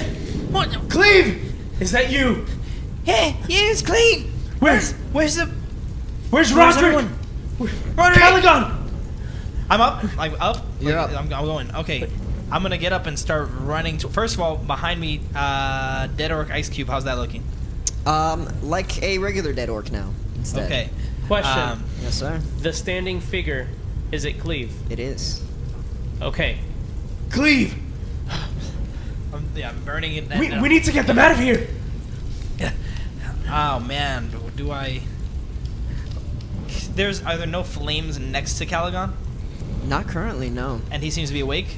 No, he's bundled up, unconscious on the ground. Ah, sheesh. Rodrick! And I know Rodrick was asleep behind the explosion. Yeah, for sure. I'm, as soon as I can, running towards He's gone. Rodrick. I'm making the judgment call. Like, Rodrick's dead. I'm 100% running to towards Calagon. Rodrick. Okay. Like, 100%. Calagon, Rodrick, go ahead and make a death saving throw for me. It's cocked. It's cocked on 20, which is unfortunate, but Is there any pluses to that? 4? Just to Any get to even pluses have for a death For a save? death save? Nope. 6. Fighting, Very good. fighting death.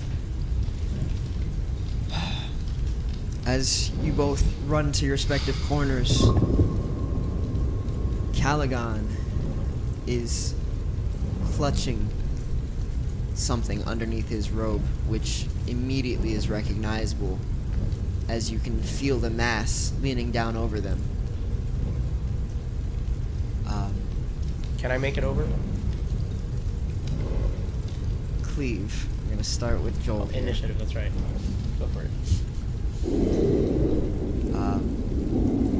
What would you like to do? All right. First aid. Is this area still dangerous? There are no immediate flames around you currently, but the floor is hot. Quick feel of the floor. Would it be dealing damage to me if I was barefoot? Roll an intelligence check to determine how quickly it would burn you, based on how quickly you should come to your allies' My aid. dice right now. Anyway, give me your dice. Rodrick dice. Oh, intelligence. Just regular. I'm not intelligence. This is still comes out to an 8. It was an okay roll though. Yeah. Okay. Everything is basically on fire in your mind here in this moment, and being in this kind of blackout moment where you're just kind of slightly coming to in this moment of focus, it's hard to say immediately. With an 8, it's clearly not safe in the cave at large, but it's nowhere near as bad as it could be where he's at. All right, then I'm just gonna start medicine checking him. Okay. I want to try to stabilize him. Yeah, go for it. Go ahead and roll. Yeah, give it back.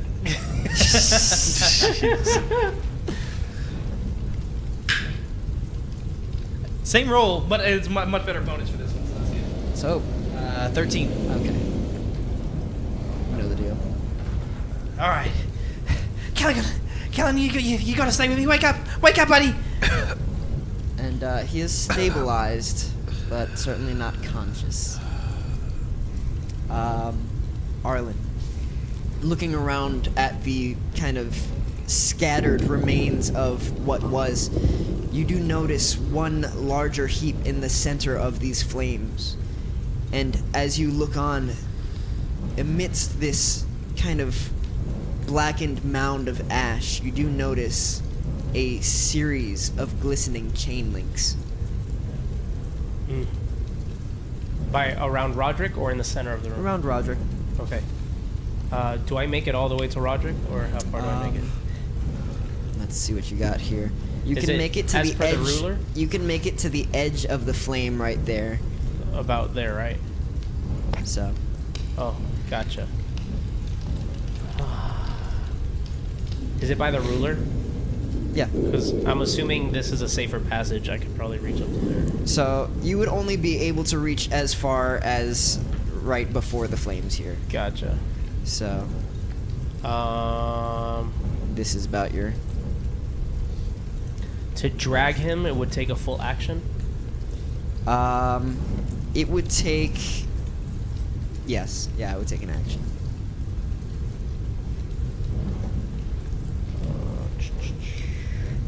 Okay.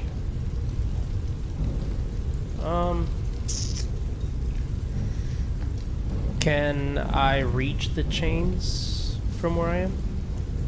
Can you reach the chains from where you are? Yes. They are currently in the middle of the fire, though. Probably not gonna do that. I'm at 1 health. So,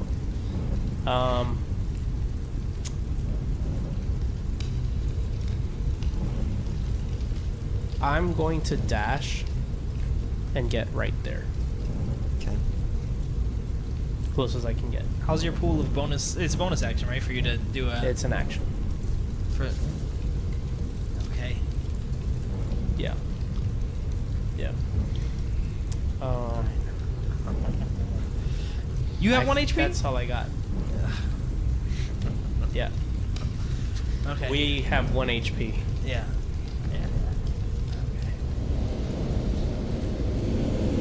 Understood. That's all I got. I'm gonna say, Rodrick, wake up! Wake up! And I'm gonna be like, kind of like, trying to wake him up. Okay.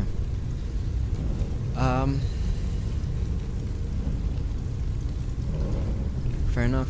Would it be a full action to like, kind of look through his bag? Yeah, that would be Gotcha. an investigation in itself.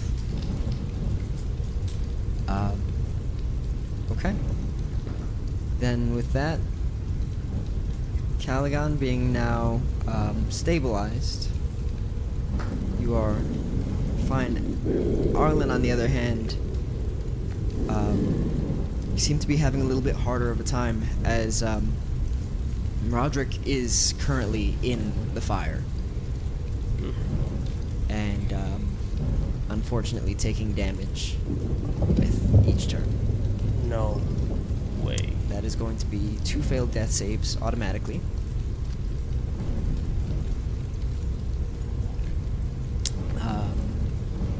Wait, 2 failed death saves now? Yes. Added? Yes. Oh no. And Cleave, you're up again. I pick him up and I try to get him out of the Nah, hold on. He's... Yeah, I pick him up and I try to get him out of the cave. So I just carry us... Well, I'm encumbered, right? I can only go, like... Picking him up, I assume, is an action. Yeah. Yeah. Yeah, for sure. I'm not going to get very far, then. I'll just bring him back And to I'm here. breathing, just that's it though, right? Correct, yeah. Just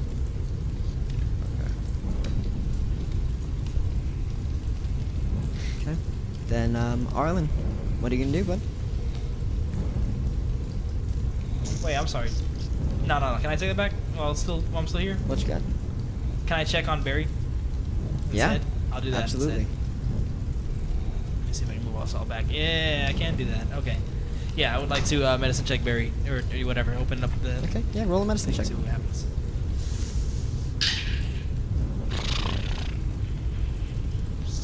That should have taken David's die again. That's a 6. 6. Okay.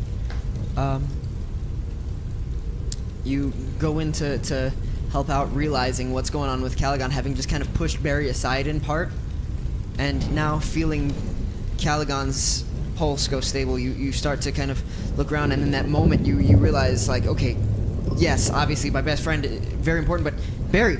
And as you turn to him and you start going to check him out, you start feeling around for a point at which you might be able to resuscitate him. And as you kind of press in towards him, you feel this kind of concave pressure as your hand just kind of pushes through, and a small, like, cloud of ash erupts from around your hand.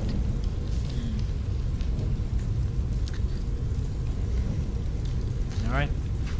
Arlyn, you're up.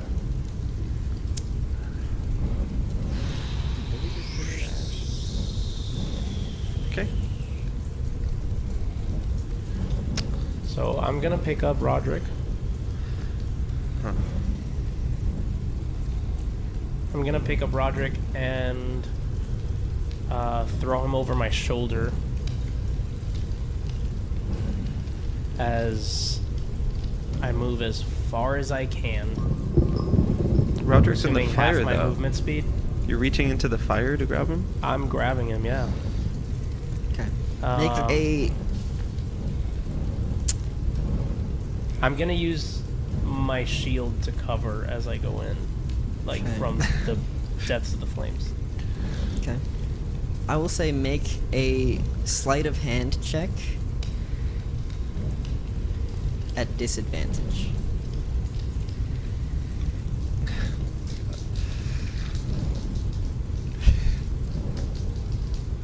I'm gonna say Arrendor.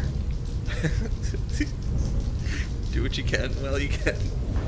Please.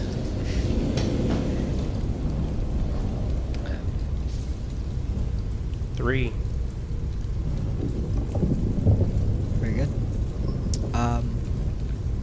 As you reach in, posting your shield up in front of you,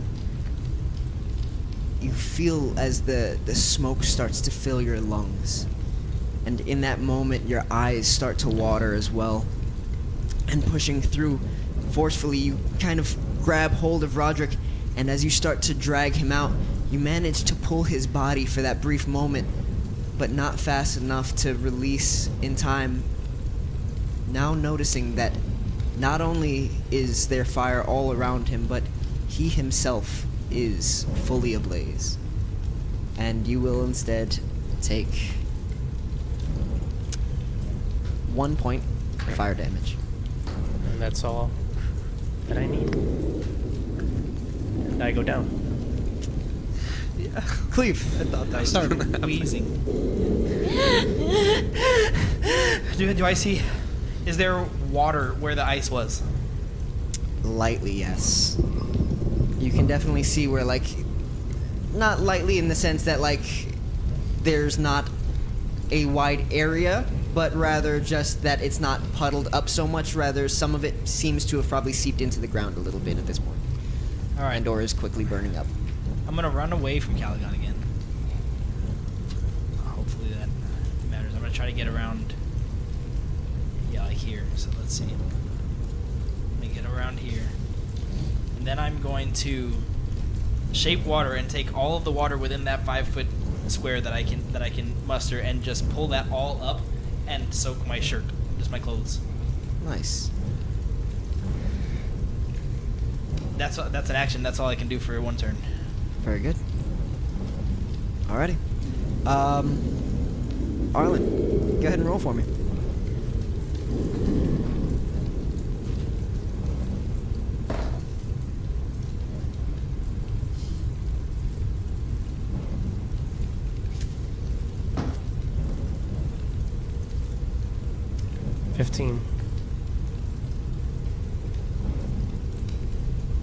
Okay.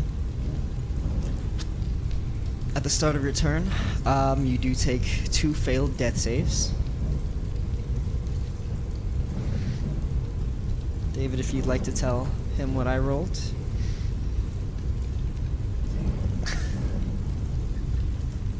On a tie, He rolled a 15. it simply buys you time. Say it again.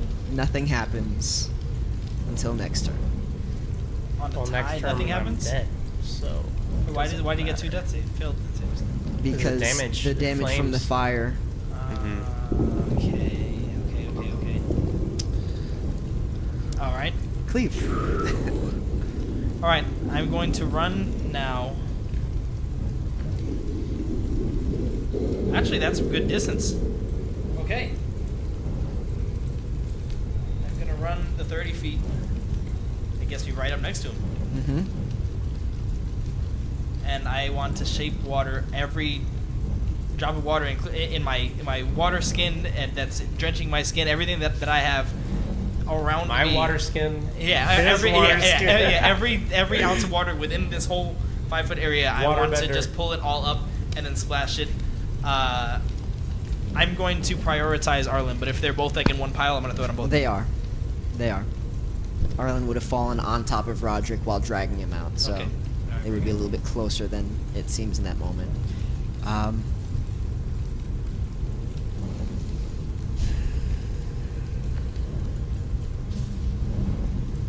I'll say make it a medicine check.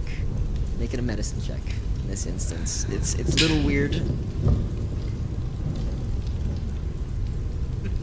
I'm going to use my inspiration on this natural one that I have. Give me one of your Yes! dice. Very good. Give me one of your man. dice. Oh my gosh. Wait, no. Ah, it's too late. You can give inspiration away, can't you? But nobody. But it was a secret what he got, so I couldn't have. It's fine. It's fine. All right. Can I do it? Can I give him inspiration? Not currently. No, it's too late. All right. All right. Okay, that's gonna be a 12. 12. Okay. It's here. The flames are still raging beside you. But largely from what you can tell, you were able to put out the fire that Arlyn's body was also helping to kind of stifle in part. Okay. As you can see now that his shield was actually pressed against Rodrick and kind of enclosing some of that flame as the smoke was just kind of billowing out from top and bottom. And you can see now that this shield is starting to glow red at the edges. You're up again. Arlyn, go ahead and roll one more time for me. Rodrick dice.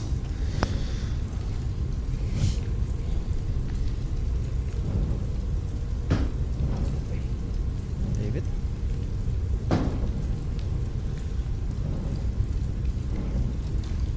How'd you do? 11. Ordinarily, that'd be a success for sure. Okay. All right, Joel. I'm gonna pick Arlyn up. Yep, I'm gonna pick Arlyn up. Is the shield through his arms, or was he just using it like as an object? Like He was just using he's it not as wearing an it. object. in Okay, that so then I can moment, pick him up. All right, I'll pick up Arlyn. And I'll just start beelining it. That's The super hot shield is on top of Rodrick at the moment, is what Yes. you're saying? Cool. I'm gonna stick going this way. Let me get the measurement on that one. Oh wait, I can only go 15. Okay. Yeah, I'm gonna get us around there. Alright, there we go.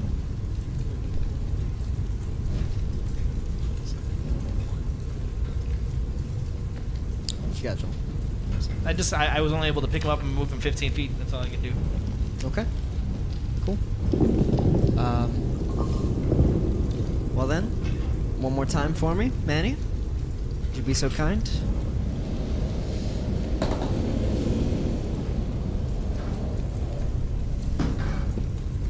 Nat 20. Okay. Fire. Ordinarily, that'd be an automatic wake up, but I don't know what that is in these rules. Go ahead and roll a d6 for me. 1. Okay. Why do I suck at rolling, bro? And David, can you tell me your roll? Oh man. 1. Also a 1? No. Very good. Not the David dice. I'm missing my Rodrick D4. Alright. Well then, Arlyn. Having now just gone in to save Rodrick, smoke now blurring your vision, you just start to fade, falling, and your eyes open wide once more, as now you can feel this force against your stomach, and before you realize it, you're moving, and looking back, you can see Rodrick just laid out on the ground as you're getting further and further away from him. No! Rodrick, what are we doing? Rodrick! He's gone! He's gone! What do you mean he's gone? I'll put you down on your feet, but that's... No, Rodrick! I'm going to try and run back Okay. as I heal myself for 1. Okay. Just 1? Just 1. Okay.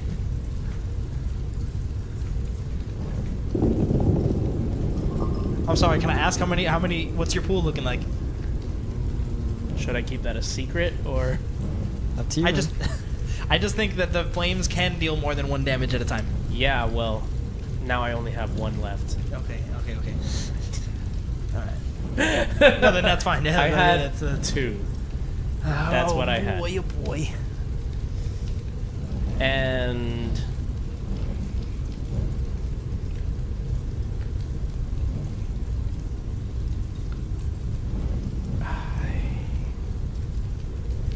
to put on the gas mask, is that a bonus action?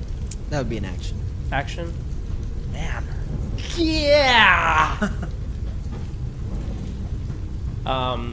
Explain what I see as I get close. Maybe not directly on him, but as I get close. Good call. Not necessarily a wall of fire, but more a pile, primarily held up by the remains of what was an orc just moments ago, as you alone saw. You can see now just like a large campfire burnt up just at Rodrick's side. Rodrick himself, now with your shield on top of him, doesn't seem to be engulfed in flame any longer. But his skin charred, his hair largely missing, and his clothes tattered, barely existent. Can I request that holding the gas mask up to one's face might be a bonus action? If they keep that hand engaged? Could make sense. That's what I'm doing. Okay. As a bonus action, I am getting the gas mask.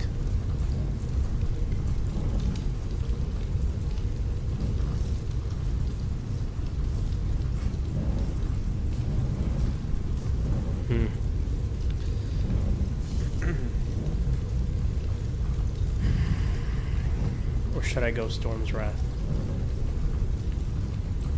Sure. For what? Go for it. I can turn into a lightning bolt. As a dash action. As a bonus action. Sure, go for it. It does take your bonus action to engage No, I know, Storm's but I'm Wrath. talking to get Manny, that Rodrick always deals out. damage to everybody else. Well, no, that one only deals damage what's in the pathway. I'm in the pathway. Yeah, he is. I mean, I'll go in a straight line where you're not. All right, man. I don't see the way. But If you're carrying anybody, you'll hurt them. Just putting that out there. Will I? you're Never tried lightning, dude. Of course. And just confirming, I have 2 health right now, right? Yeah, that is Okay. correct.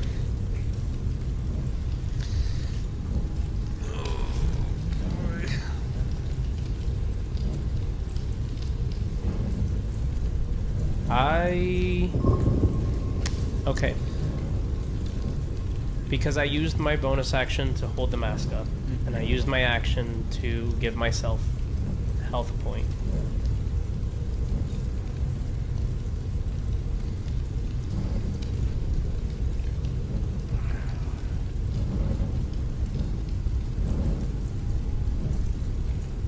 He's not engulfed in flames anymore, right? Not currently, yeah. Okay.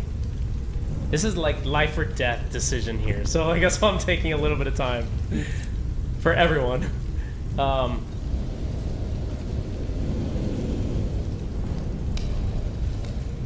sure there's a matter of time till someone that heard the explosion shows up, though. So I am actually. How far was I? I believe like Distance-wise? 12 feet previously, Okay. something of the sort. I'm not going to heal myself. I'll stay at 1. But as a bonus action, I'm going to put the gas mask over my face. Okay. I'm going to go literally just trying to distance myself as much as possible, but trying to touch the foot of Rodrick or whatever I can touch with my finger. And I will be giving him 1 health point. didn't you say it was an action to put the gas mask on? I'm not putting it on. Not Holding it to onto my not to face. fully put it on. He's just holding it too. Yeah. Gotcha. Okay. So I'm running and like reasonable to just say that holding it. It will So limit I'm his going to actions, but like otherwise- stay as far as I can, which I'm assuming is still 5 feet. But I'm gonna touch him and release that healing energy of 1, and back away with the remaining of my movement. Very good. So I'm assuming I'd land like around here. Okay, yeah, for sure. Seems reasonable. As you go in and reaching out, one hand on your face, one hand towards Rodrick, you get hold of his leg just barely, and touching the end of him. You've grown accustomed to healing, you've grown accustomed to damaging. Yet lately, it's confusing to tell which is which at different times. In this moment, as you reach out to grab Roderick's leg, it seems like it should be effective, but nothing seems to be happening.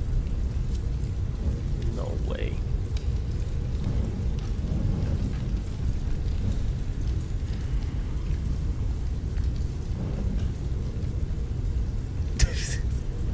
We have to get Rodrick out of there.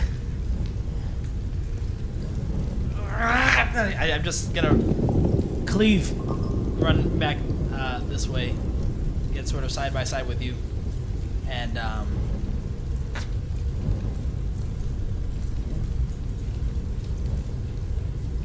gonna blow a gust of wind, trying to blow the shield off of Rodrick, and hopefully the flame is back for a second. I'm gonna say all that in prayer. I'm gonna do that.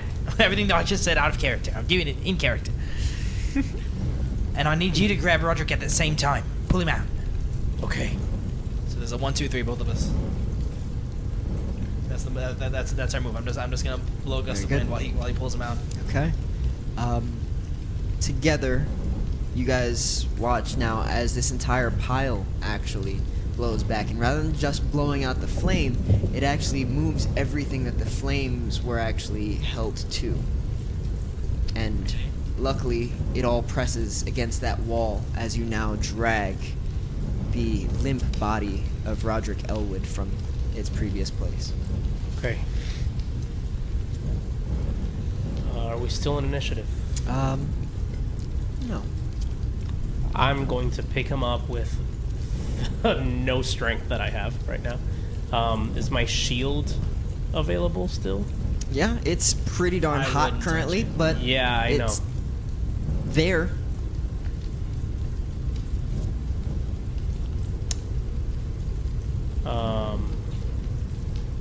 I'll get So your I shield. have Let's just get them out. gauntlets. Let's just get them out first. Would that really, really hurt? You said with gauntlets? With gauntlets? Not the shield, but maybe like whatever's remaining of the fabric that I tie around my shield. You're killing yourself. Huh? And out of initiative, I'll give myself that last hit point. Okay. It's hard to say. You know that obviously metal does conduct heat quite well, being that especially the shield is the thing that was just glowing red. But typically it does take a second to get through. Hard to say based on the heat. Feel free to make an intelligence check.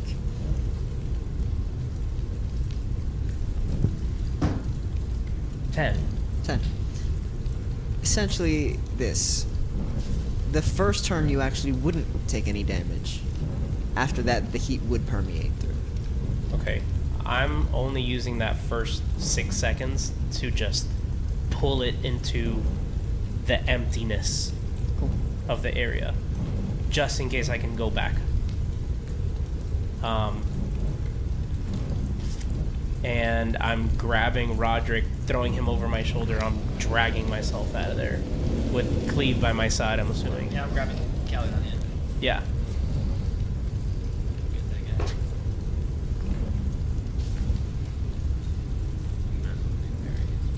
Yeah, that's true. Okay. So you guys run with allies in tow now, dragging them just outside of where you just were. This cave completely just glowing. From top to bottom, side to side, still where you're at. You guys now pull them, seemingly lifeless, out into this kind of main area, back towards the entryway of this ziggurat. And now, with their bodies slung over your shoulders, running as quickly as you can out of there. What would you guys like to do with them? There's a shore nearby, right? Yes. That's where you froze the body, nearby the cave. Yeah. I'm beelining straight to the water, and I'm putting Rodrick in. Like, that's the first thing I'm doing. Okay. As you lob his body in front of you, kind of holding a good portion of his weight to keep him generally afloat, you watch as his arms just kind of fall back, and trying with whatever strength you have remaining to keep him afloat, you just watch and look on, hoping that your healing has done something. Can you wake up Calagon?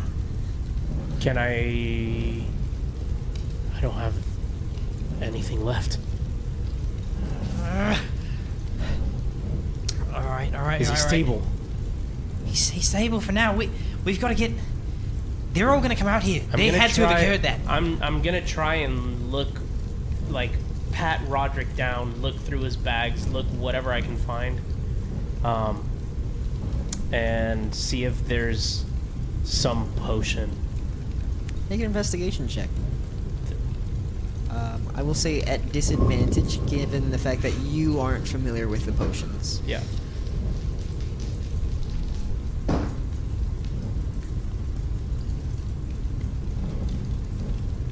I had rolled an nat 20 on my Roll dice. disadvantage. It was investigation? Yeah. 3. Okay. And Cleave, on your end? Wait, you asked me to do something, or you asked me to? What am I gonna do? What are you doing? Yeah. All right, I'm gonna take Calagon's bedroll. No, we were probably sleeping on them. Oh, I'm going to. Yeah, it's probably lit up. I'm gonna take just my whole backpack then, and dump it and just lay backwards into the water, and then I'm going to freeze that like a 5-foot cube block of ice, and then just try to lift that onto my back and start trudging back towards the cave. Okay. Just a bunch of ice on my back. All right. So then, And I'm just going to struggle my way. It'll probably be a little slow, but We have to get out of here soon. But I'm not leaving without your shield and it's your father's shield, right? Yes. without it's your my father's family shield and my shield. father's chains. I'm gonna get him. Can you shape water from here? I can only move it 5 feet at a time. That's why I'm Start running. going to grab my water skin and Rodrick's water skin and yours, and I'm going to start filling them up with water. And I go, will this help? anything you can do. Yeah, and you can probably make it to me before I make it there because I'm running half speed with this huge thing on my half speed at best. With this thing on my Gotcha. back. What's on your back again? 5 feet of ice. Oh, I perfect. attached it to my backpack like I froze my backpack. around with ice. Perfect. So I'll bring 3 water skins. Yeah, that's- anything else. Anything. Can help. Yeah, you catch it up to me and I'll just grab them. I'm running back in and I'm going to try to quickly cool the shield and the Chains. and then I'm gonna go into my little cook's kit and hopefully I have like an oven mitt or something. I'm gonna just start trying to undo the chains and pick up the shield and get them out of there. okay. Going about this process, you note that the flames are largely dying down where you're at currently, and it does simplify things quite greatly. Nice. Last thing I do, I take one of the exploded shards of crate and I shove it through the spear hole on the dead orc.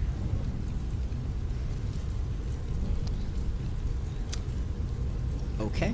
Um, Yikes. well, you know, gotta cover our tracks a little bit. And then when I run out there with the chains and the shield on me, I just want to start gust of winding all over the place, trying to cover all of our tracks, every ounce of trail, and then I'm gonna start leading us away from the entrance of the cave. If you want to come with me, we've got to go north. Okay. I'm following after you. I was just trying to aid with the water and all that. So I'm following through. Cool. All right. Well, I just I've keep not gusting all over the place behind. spoken a lot about my rules thus far. But I do allow for certain extreme conditions which I don't feel that the systems that we regularly use account for. Okay. David, having failed your death saves, facing death, in your final moments, surrounded by flame and screaming, there's a brief moment where you think you get a glimpse of figures running your way. And as these silhouettes grow closer and the heat begins to overwhelm you, your eyes go dark.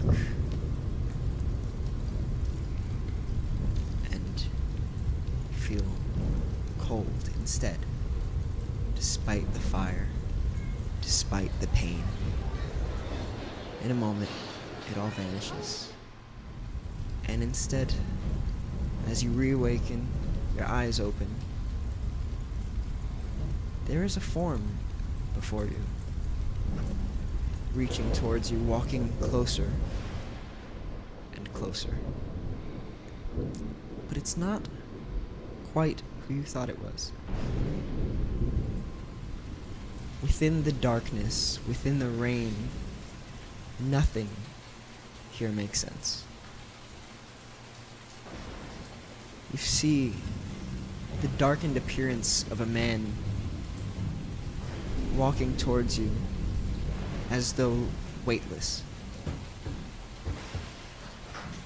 His form unusual, specifically sickly.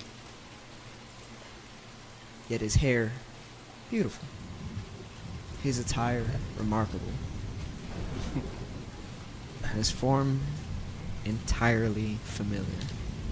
As rather than seeing any of your allies, having passed on to the other side, you feel the embrace, finally, of peace within chaos. All around you is darkness, with brief flashes of light.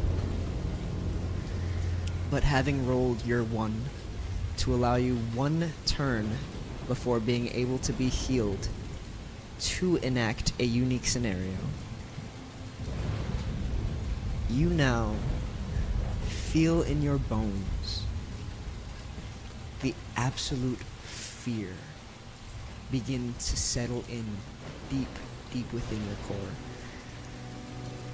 And you understand that what you're looking at is no mere facade, no mere image of a man, nothing similar to you, but rather before you, as lightning flashes behind you, see the skeletal remains of a being standing before you. And reaching back towards the traditional tunic that you're accustomed to, you watch now as these interwoven, sewn together threads now pull up to a cloak. And you only see now orange hair with this brightly colored robe instead. And looking your way, you recognize your own form, and yet you fear it. I'm going to give you one opportunity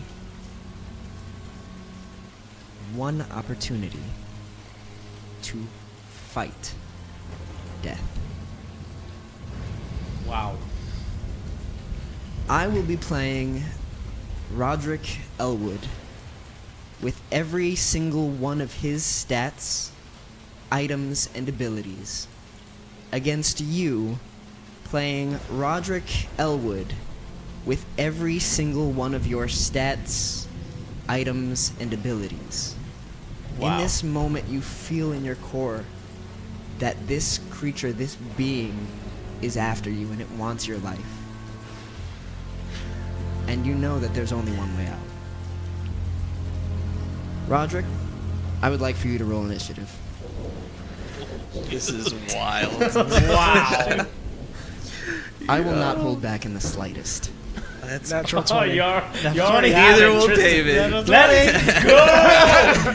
You know what's You one wanna thing keep your Tristan rolls? does not have? David's Rodrick dice. dies. Yeah, that's right. God, you guys are speaking way too soon. Rodrick dies. Oh man. So, if you guys specifically, there are specific roles in which you can enact this scenario, and if you don't take damage or have, I'll say, certain outside factors affect you again, then you get one opportunity instead to fight death and fight your way back. This is not a guaranteed opportunity for everyone every time somebody would die, but rather it is why I allowed him to roll, and had Manny stayed having healed himself, Rodrick would not have gotten this opportunity. Wow. That being said, with my 13, David, you're up first. We did not know about these rules. I didn't know. I didn't know This about changes everything. I haven't known what any of those Oh. ones and 20s do. All right, David. I'm gonna look at it, kind of like head cocked to the side, a little bit confused, and then once I feel that fear kind of settling in, but I kind of sense the familiarity of kind of looking in a mirror, but not with a mirror. I think to myself, it's always been my dream to look at myself walking towards me, and yet this is not the way I thought it would go. What is that fire in his eyes? That lingering stench of death? And I'm gonna pull out my short bow, because at a distance that we are now, longbow is at, what's the disadvantage for longbow distance? I think it's after 150 feet. It's after 150 feet? Yeah. So I can use my longbow in this sense, or no? Oh, yeah, for sure. Okay, so and you do have all of your health, all of your correct. everything. So I'm gonna pull out my longbow. So, I'm gonna cast Hunter's Mark on him. It was going to be my first move as well. Very good. And then I'm going to shoot.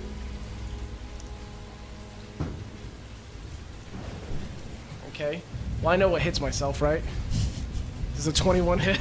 Yeah, yep. All right.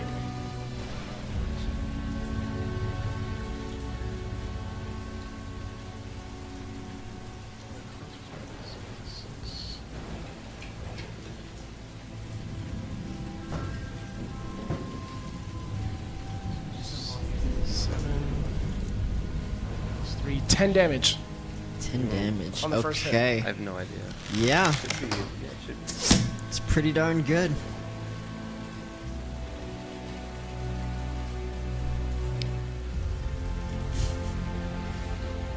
Okay.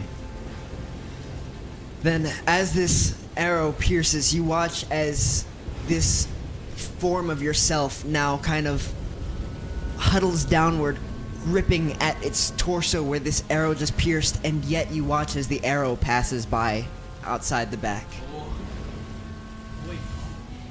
And as this cloaked figure looks downward at the clouds at your feet, you can tell it is at least emulating pain. Weird. As now its form just picks back up. If you could see any eyes behind this tattered orange hair, they'd certainly be looking directly at you.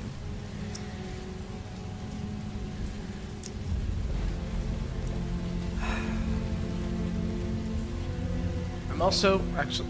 Okay. Can I flank out this way? I'm gonna move in this direction. Just about there. Yeah, absolutely.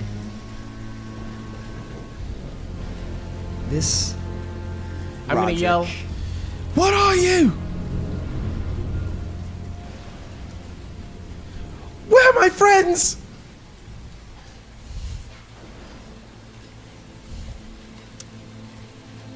There doesn't seem to be any recognition of any words, only movement.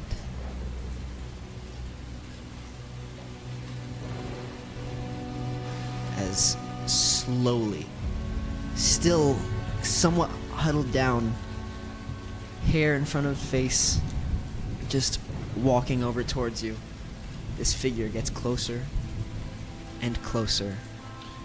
By the way, you have slow on yourself right now, so you have to reduce your speed by 10. Nice. There you go.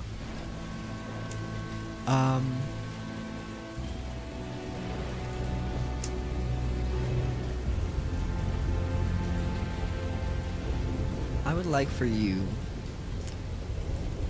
to please make a wisdom saving throw for me. You're casting something on me. You know the DC. You can tell me whether or not you passed.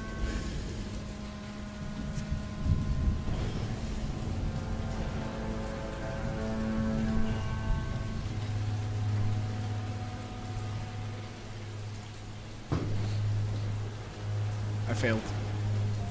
Very good.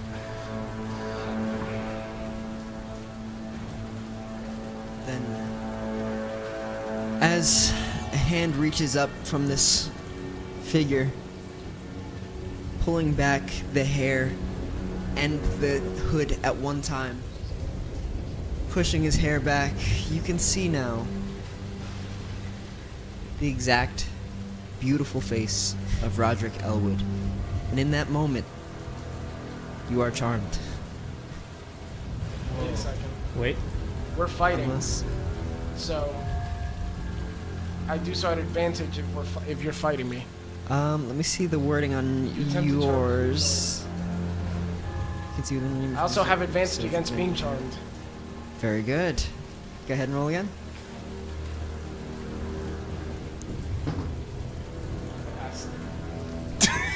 Let's go. Let's Come on, go. come on. Oh my god. Come on. This is like a team effort right As now. this- I'm like, I know half elves. Let's go. Rodrick smiles your way. There's this sense of calm that kind of comes over you. And then this sense of, what a fraud. What a fraud he said. It's going to cast Hunter's Mark on you and end its turn. Okay. I out.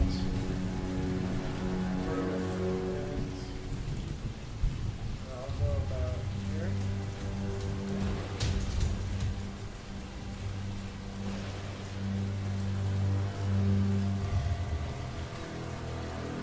And I will pull out my longbow again.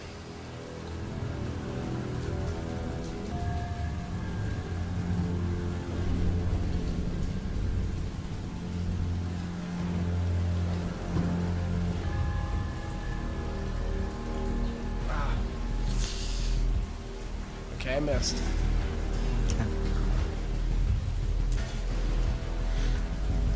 You can see that the other Rodrick seems almost surprised. What you got? Do I have all my inventory? You do. Potion taking. Have we decided that that's a bonus action It's a bonus action to do a regular roll, yes. to take a potion? Mm. Okay. 1 second.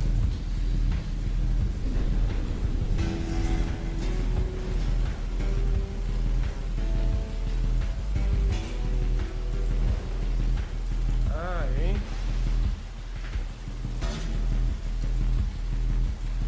am going to.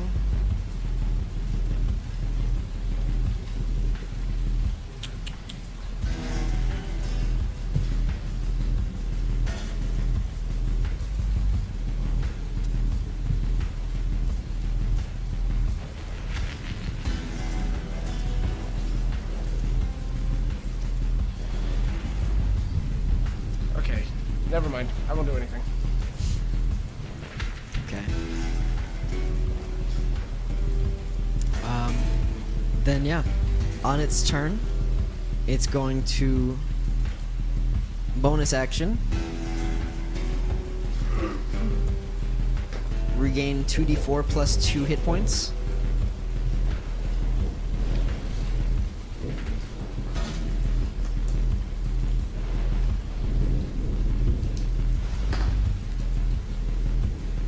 And then it's gonna fire on you.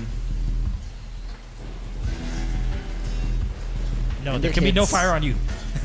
No. No fire. No fire. That's going to be a total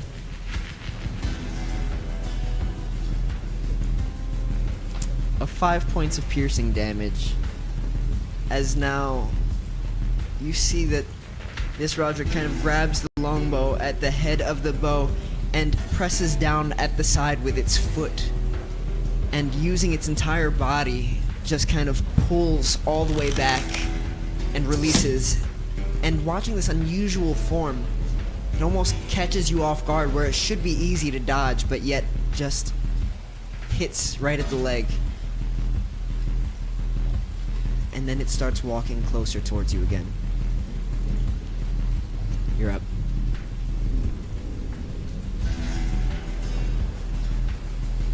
Do all of my spells work here, regardless of terrain? You'd have to find that one out.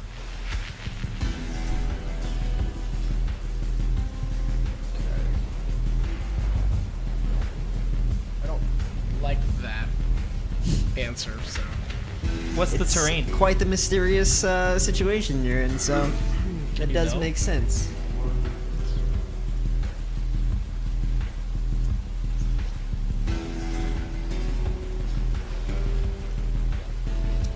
Why can't I move myself?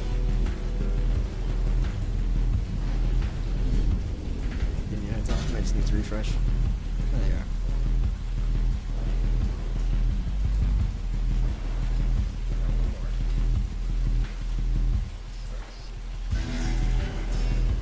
Okay, I'm gonna pull out my bow again.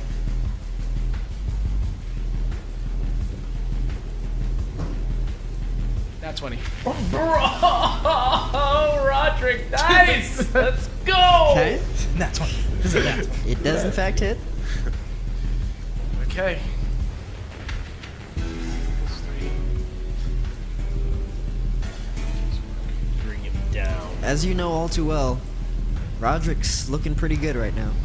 Explain the dice. At this point, it's just double the dice, so you're set here. So double the dice plus the modifier Exactly plus the right. hunter's mark. Correct. Is the hunter's mark doubled? The hunter's mark That's one of the damage is dice? a damage die itself, right? So I mean, Yes. it would be doubled. Sick. Okay. So then we're looking at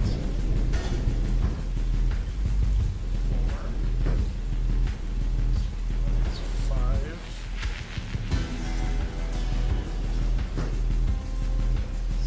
6 is 8 plus 6 is 14 plus 3 is 17 points of damage. And there's no universe that you're still alive after that. 'Cause that's one less than the max. Okay. As you aim true, going back, you fire off. And sure enough, as it pierces, you see again as this being just looks down at its form and holding down at its stomach. There's no entry wound. And yet you watch as this arrow flies off past. You could have sworn you hit it.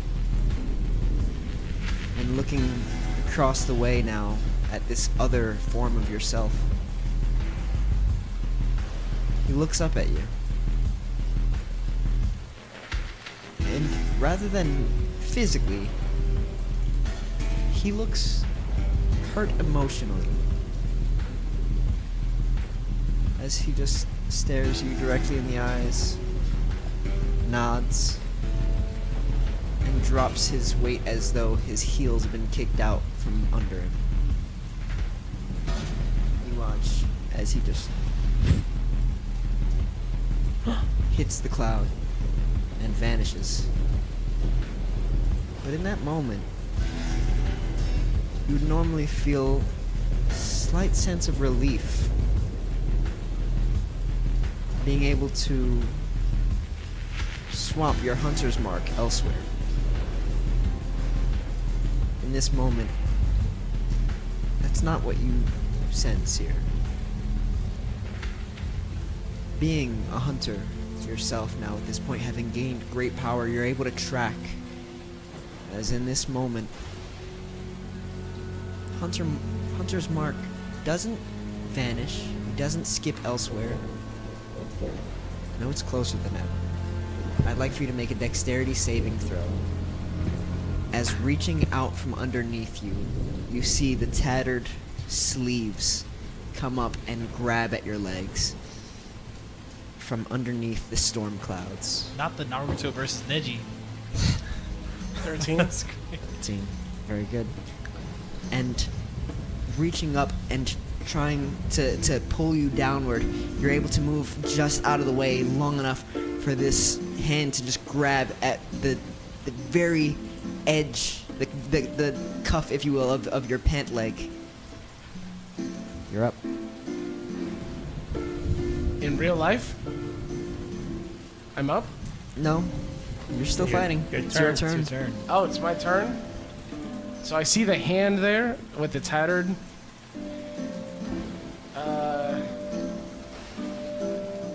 I'm going to try to kick it. Very good. Roll to hit. Simple, effective. Oftentimes, we've learned from kicking dinosaurs. Gets the job done sometimes, you know?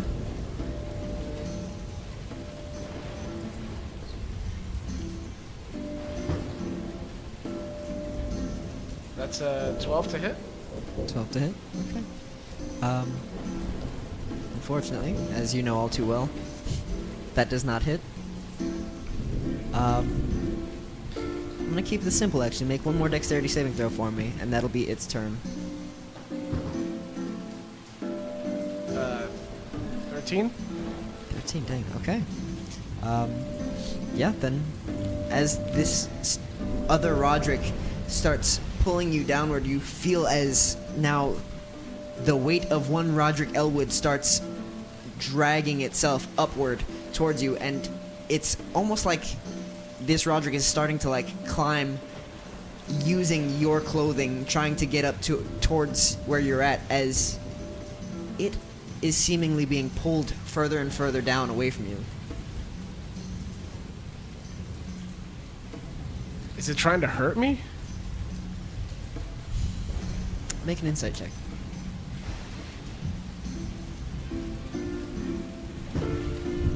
23. Yes. Sick. It's also trying to save itself. It's trying to save itself.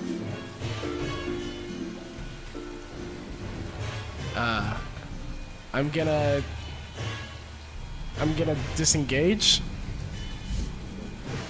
It's okay. And 1, 2, 3, 4, 5, 6. Move over there. Okay. Then as you're running about and dodging out of the way of Rodrick Elwood, as now these hands vanish once again beneath the storm clouds. Let's jump back to you guys. Us? Having now just gone back and forth putting out these fires and helping Arlyn to get his shield back, Arlyn, you recognize that the vast majority of the cloth surrounding this shield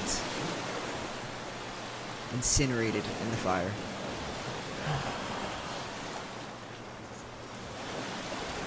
The cloth surrounding the shield? Yes. Like the strap? Like the No. shield strap? What is it? I always had. I'm assuming that's Cleave probably asking what it was. Well, no, because this is being narrated, so I don't know what I'm seeing. Specific to Correct. him anyway in part, but he Yeah. did always have a white, like, sash, if you will. Blue. Oh, I'm sorry, that one's blue, yeah. That one was Forgive blue. me. Blue sash wrapped around yes, his... yes. Matter of fact, that shield. helped me remember because it was white originally on the art and we changed it to blue. Yeah. Well, That white There's two is separate... around yeah, my not the neck. point. Okay. Blue is around the shield. So, Okay. So I look at it sad and disappointed, but I am beelining back to Rodrick and Calagon, who are both still unconscious, right, at this point. Well, when we left off narration-wise, we're beelining it north, right? Are we trying to get out of here while I'm just gusting away all the trail? Were we? Or were I'm we? trying to We're trying to get out of the go- cave, right? Well, I got everything out of the cave, Okay. and then my concept was first to run up the beach away from the entrance to the bastion. I don't want all the backup that's probably coming to Yeah. find us here. Yeah. Okay, so I'm with you. Joel, go ahead and move your piece.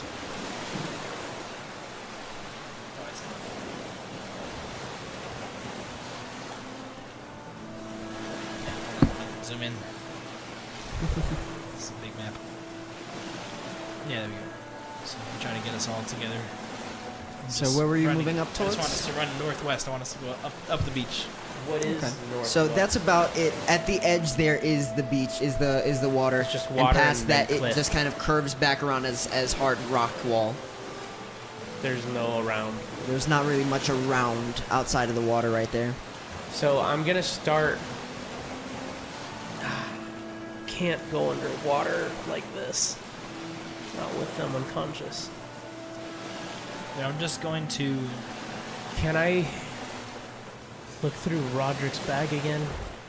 See if I find anything else. Okay, you watching as he's slowly drifting with the water, just kind of crashing back and forth, his body just kind of floating there, largely stuck at shore.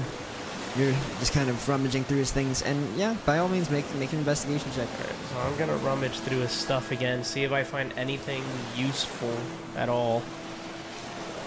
So is the edge of the island like Beach. rock? Is that what it is? It just Oh, turns yeah, to yeah, light sand, and then there's like a pretty steep drop off into water. So the it just island goes- is basically the cliff. Yeah. Largely, Right. yeah. There's like a few feet of beach, but it's not much at all. But like, so if I was to swim off the beach, I would, and follow the coastline, it would be rock. It's not more Yeah, beach. it's rock. Okay. Rock on your right. And is it violently crashing against the rocks, or is it like can you No. wade around that area? It's not violent at all there. Okay.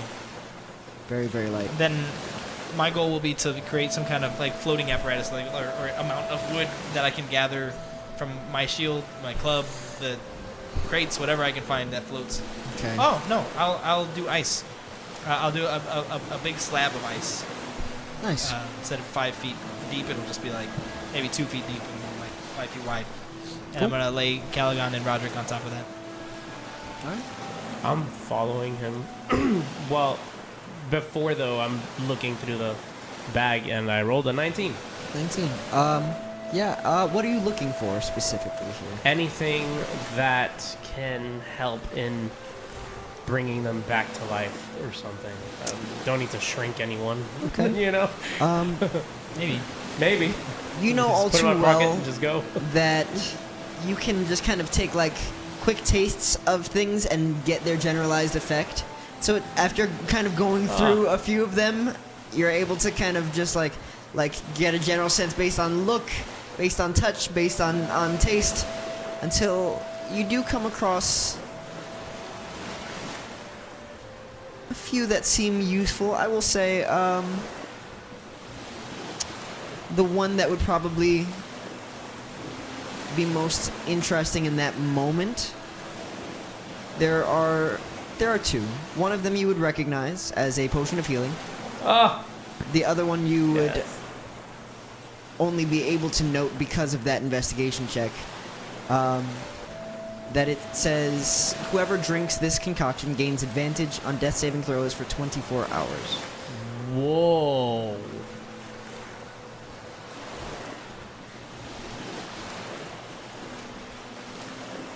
That would have been nice. Definitely getting the potion of healing. And I'm giving it to You Calagon. take it.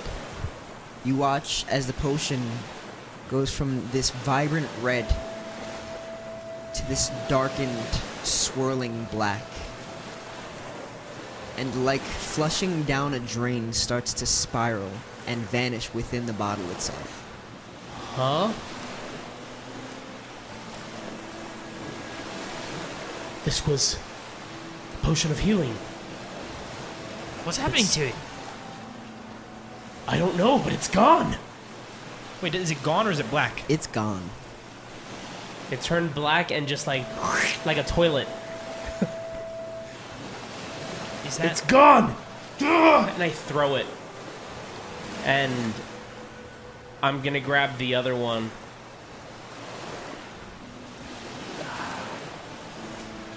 I'm gonna look at them and I see Rodrick just looks dead. Like, far gone, right? And from what I can see. And I can tell he's stable enough. Yeah. But like, he's not like fighting for his life anymore. Like, I don't think this would be use for us right now. the other one could have woken up Calagon? I look at the sand underneath it. I'm like feeling around for it. This is nothing. I was about to give it to Calagon. I could.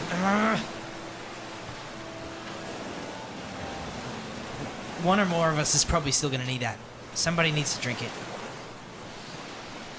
I suppose when time comes. Look We don't towards know the cave. who We will never need it know most. when the time comes. Of All right, course. all right. I just get out here and kick with me. And Okay. start pushing the I start pushing too. thing and just start making our way up. Okay. And where are you pushing towards? I just want to go out. It's nighttime, right? Yeah, it is night. Forgive me, I didn't do any edits for this map. No, that's fine. I want to go out and a little and just out of sight. What do you think about Arlyn? What if we just went far enough to still look? If we just sit out here for the next hour or so, we'll know if anybody came to scope out the area, but they probably won't see us from far out into the dark. Yeah. I agree. Definitely need to find somewhere that we will not be spotted. So we'll swim like a quarter mile out and just take a look. Yes. You know that you guys are enclosed in this space, surrounded by rock, where you guys initially had to go underwater through rock and then up into this kind of fortified. Lagoon. What's that? Like a lagoon, kind of. Yes, very How far much away so. is the wall? It is a few 100 feet out, I mean, Enough for us to be hidden. and definitely enough for you to be Yeah. hidden at nighttime. usually dark vision doesn't even go that far, so that's pretty good. It's pretty good, but it's not tremendous. Yeah. it's not- I will add a second effect to the ice, and I will make it black. Cool. Yeah, and then I will. Yeah, no, I'll just kick us out there, and I'll take a look. Wait, first of all, do we see anybody coming up the beach at that time at all? Nothing currently. I think that would be for a minute. One.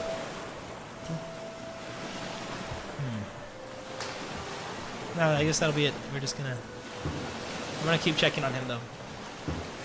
Okay. Yeah. I mean, I guess I'll give Rodrick my first once over. I haven't done that. But your first what? Sorry. once over like medical like make a little diagnosis or help here. And we're definitely swimming until we find a spot to like be unseen. The clear sign of life would typically be a pulse. It's immediately apparent that he has none. But he has none. No pulse. Well, I'll wait out there a few minutes in silence first. But if we don't see anything after like half an hour, then I'll start talking to our Okay. nothing. Then Rodrick is gone. What do you mean? There's What nothing. do you mean he's gone? He hasn't got a heartbeat.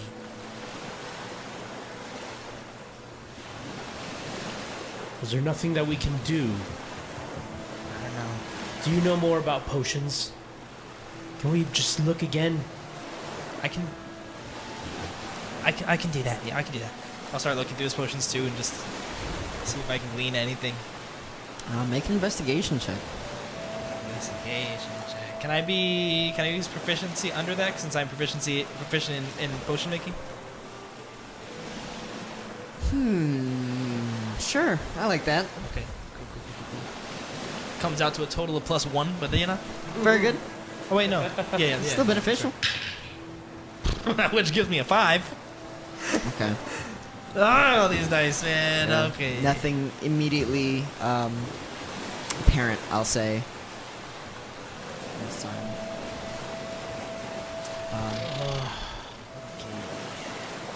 I don't have any new insights for you.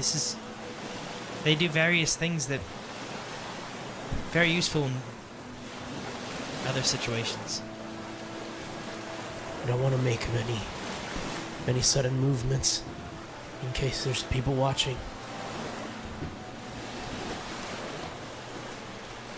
You know, be by Rodrick and trying to like, but like as subtle as I can. You feel the raindrops falling on your face. Cold, wet.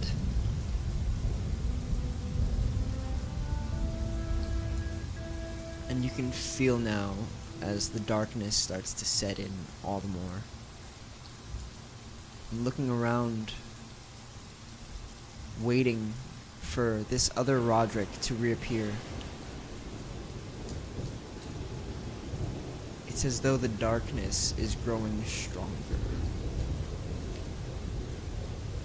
The lightning seems to be getting choked out all around you. And you can feel the weight now of the clouds pulling at your ankles. You feel what seems like what you had just seen moments prior, as this other figure was getting dragged down lower and lower. And instead, rather than facing the darkness, as you look about you, you watch as the lightning crackling through the clouds surrounding you begins to create this blanket of light all around you. And you watch as it slowly trickles, crackling through the storm clouds, going above you, until just this one point where it stops and begins to glow, as though lightning is being held in place in that moment, with this light just beaming down on you. And once again, as you blink your eyes, it starts to become more apparent that there's the figure of a man facing you directly. And so, Calagon, as you come to,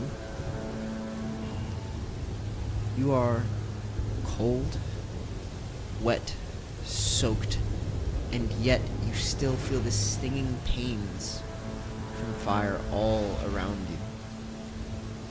And yet still you feel a different kind of stinging all along your back and along the side of your face.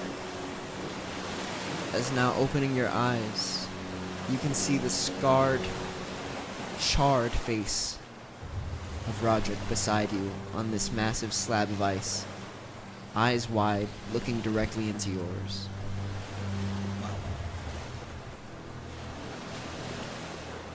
You guys are now both conscious. Whoa. Both conscious? I got chills just now. Oh man, what? Am I dead? Rodrick, are we dead?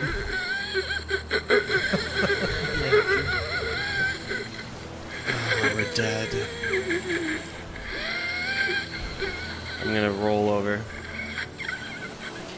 Arlyn, I think we're gonna have to dump his body in the What happens when I roll over? Wait. As you roll over, it's just in time for you to hear this unusual little string of words spring forth from Cleave's mouth. Unsure of which body he's talking about, it is clearly apparent that it is Cleave in the waters beside you. Wake up! Rodrick!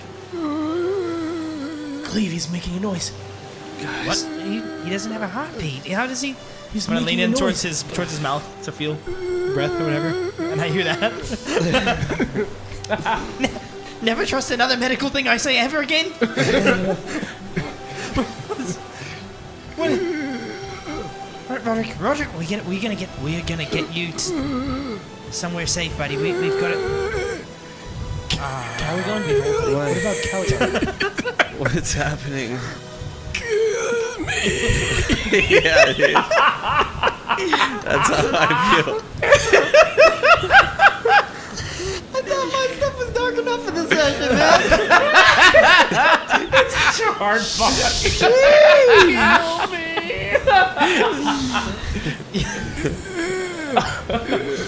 Yikes. His beauty is gone. We're gonna get you somewhere safe, somewhere to rest up and get you healed. We're gonna get you good as new.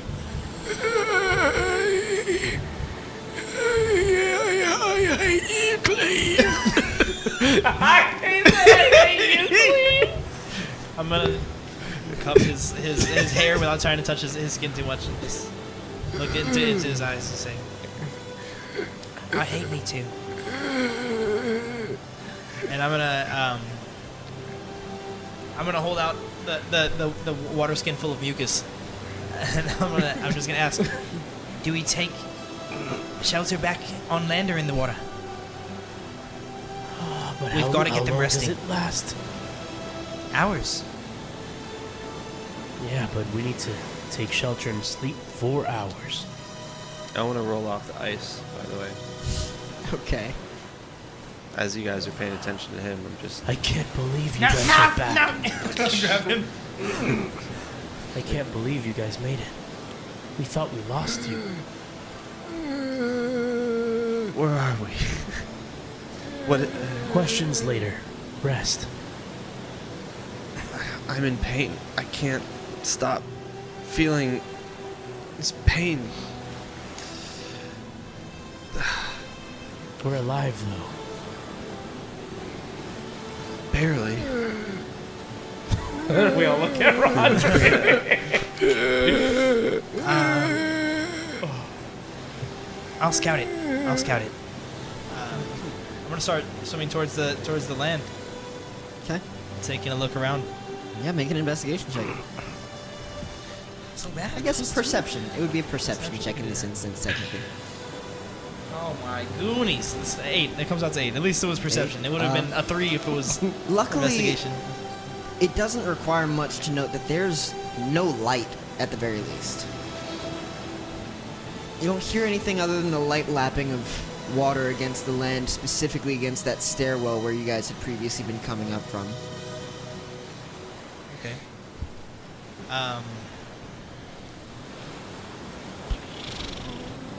I'm gonna full on like go approach the entrance. I'm gonna go all the way down and all the way up.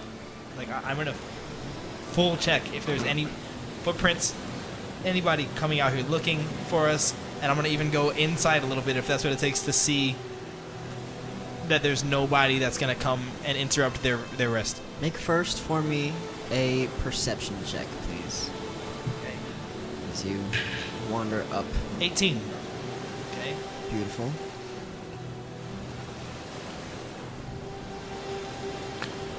Can I feel around for my drum? Of course. For what? For my drum. Oh. I'm just gonna...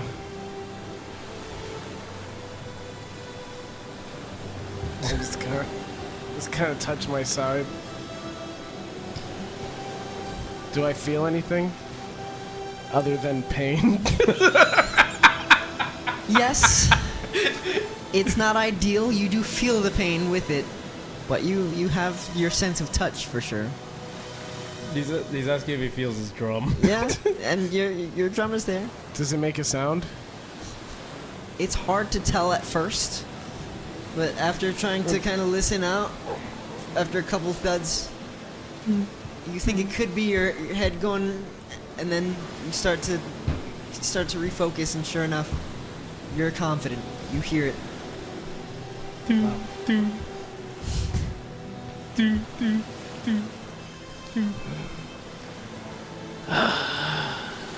It's a sigh of relief.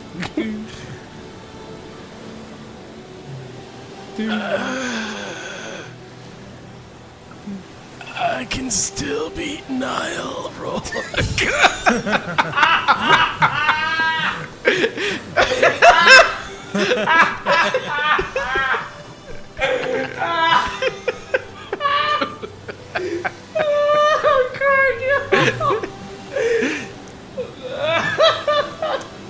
The cockiest horseman there ever was.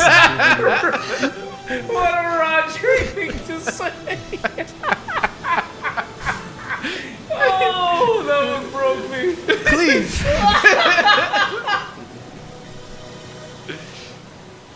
As you pass through these massive columns of this colonnade, walking step by step within this clearly carved out tile work, you head closer towards the mouth of this bastion. This massive, massive door. Vast and pitch black here within the night. And yet, you're able to see an engraving above it. A symbol, specifically. And the closer you look at it, the harder you look.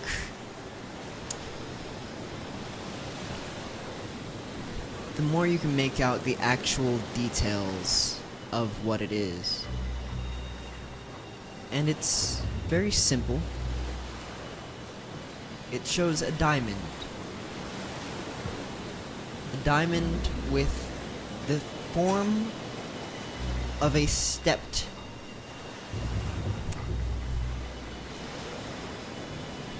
structure. Large, imposing, 6 different tiers with an open face at the top and what almost looks like the sun directly above it.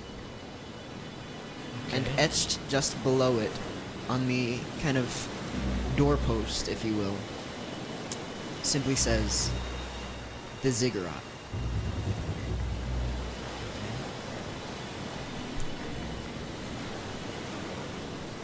I'm just gonna peek inside.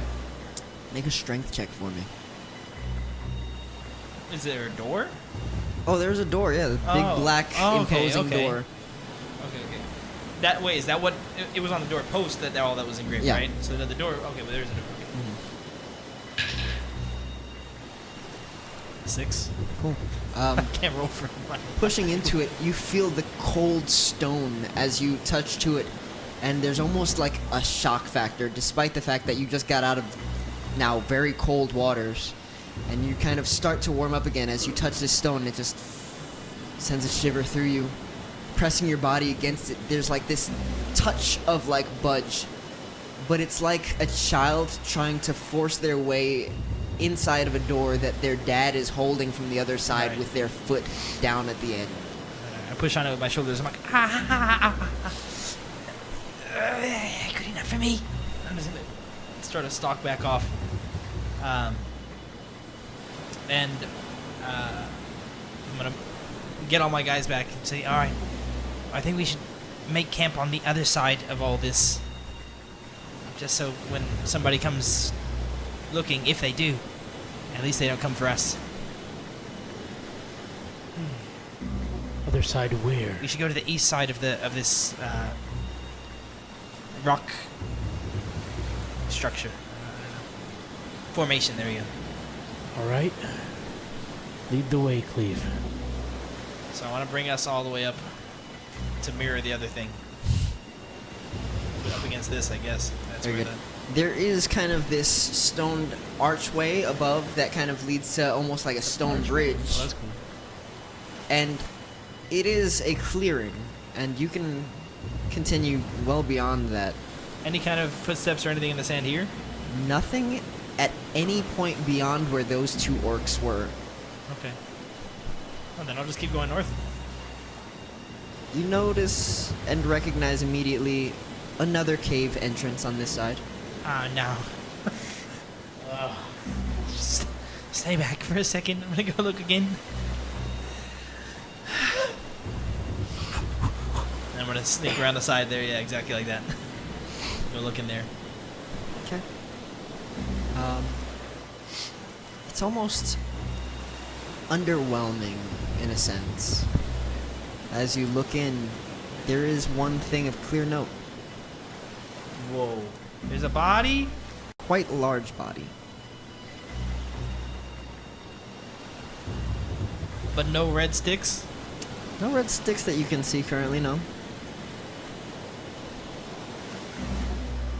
Quite large, like orc large, or like... Let me give you an idea here. Give me one moment.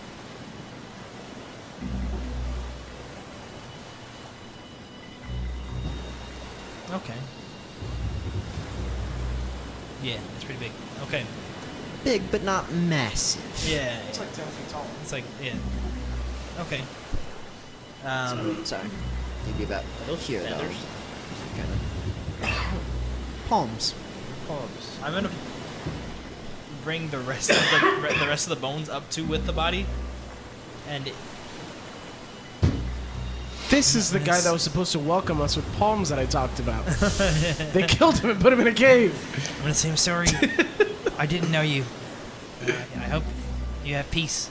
As I just sort of like try to like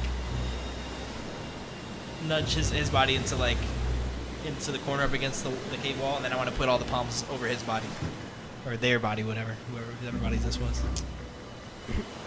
Make a perception check for me. Oh, that one was great. Okay, 23. 23. Cool. Finally. There is a hardened hilt of some sort sticking out at you as you move these palms all out of the way and over this skeleton. It seems to have this kind of bluish vein down the center.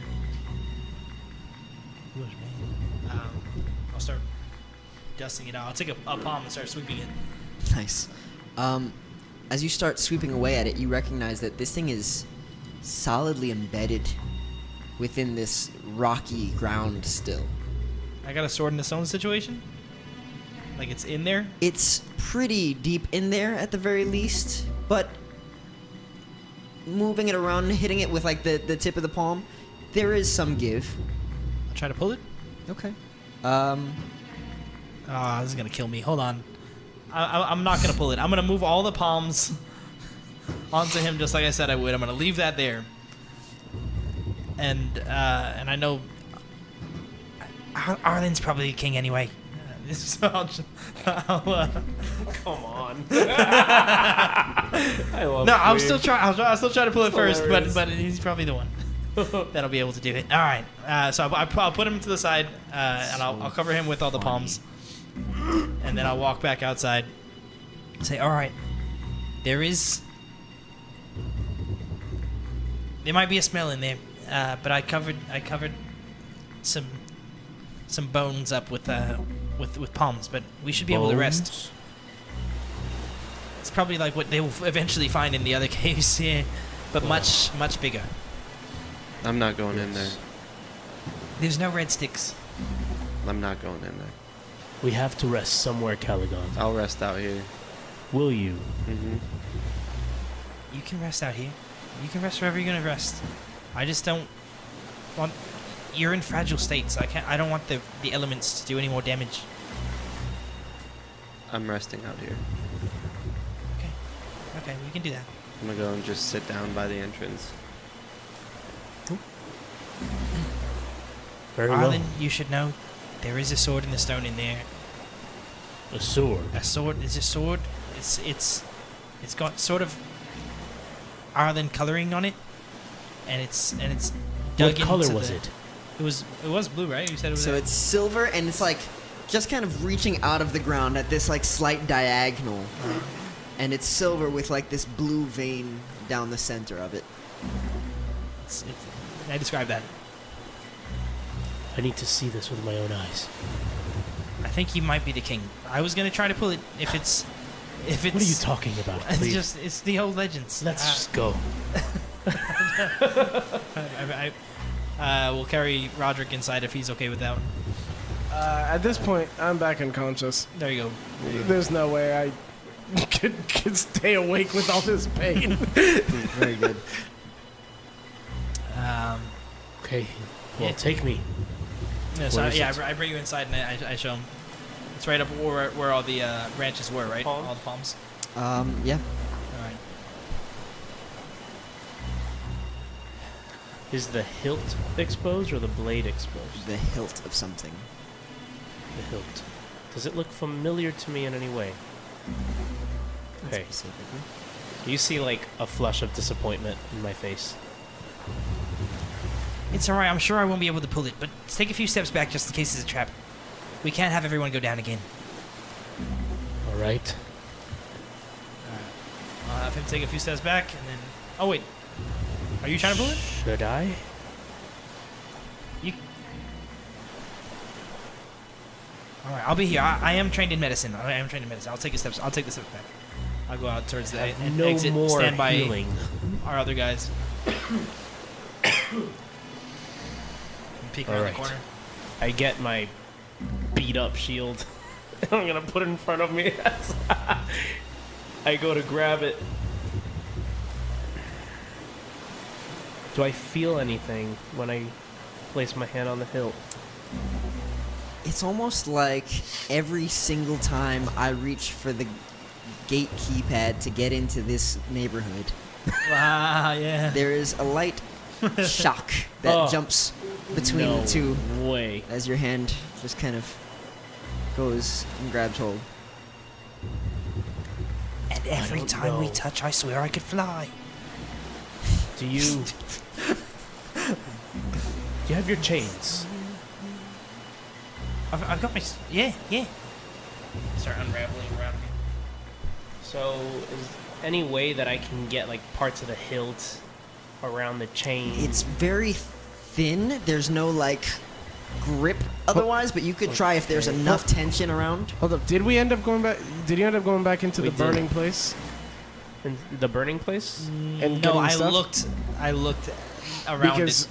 remember, the orc was wrapped in those chains when he jumped in the thing. I did end up getting the chains You got out. the chains Oh, you back. grabbed the you chains got back? Yeah, Yeah, we okay. did. So I'm gonna try and find some pressure on the Were hilt. you not worthy? You couldn't. So you grabbing the hilt directly start to wiggle about. Should I just try it, Cleave? You didn't try it? No. Well, my father wasn't the king. I'm gonna throw the chains down. I'm gonna hold my shield steady and grab the hilt of the sword. Okay. I'm gonna close my eyes and... If I die, will you help me? Yeah, Please? that's what I'm. Yeah.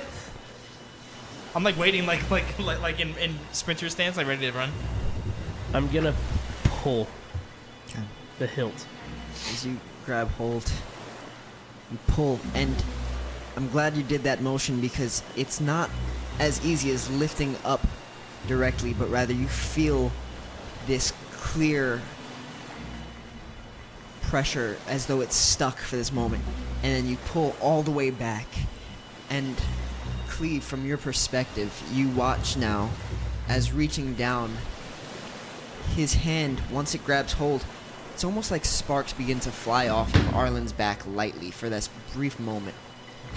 And as he starts pulling, Arlyn, it's almost like you don't notice in this moment that as you start pulling, kind of almost instinctively closing your eyes partially to kind of pull with your full force, as he starts going further and further back, extending this longer and longer.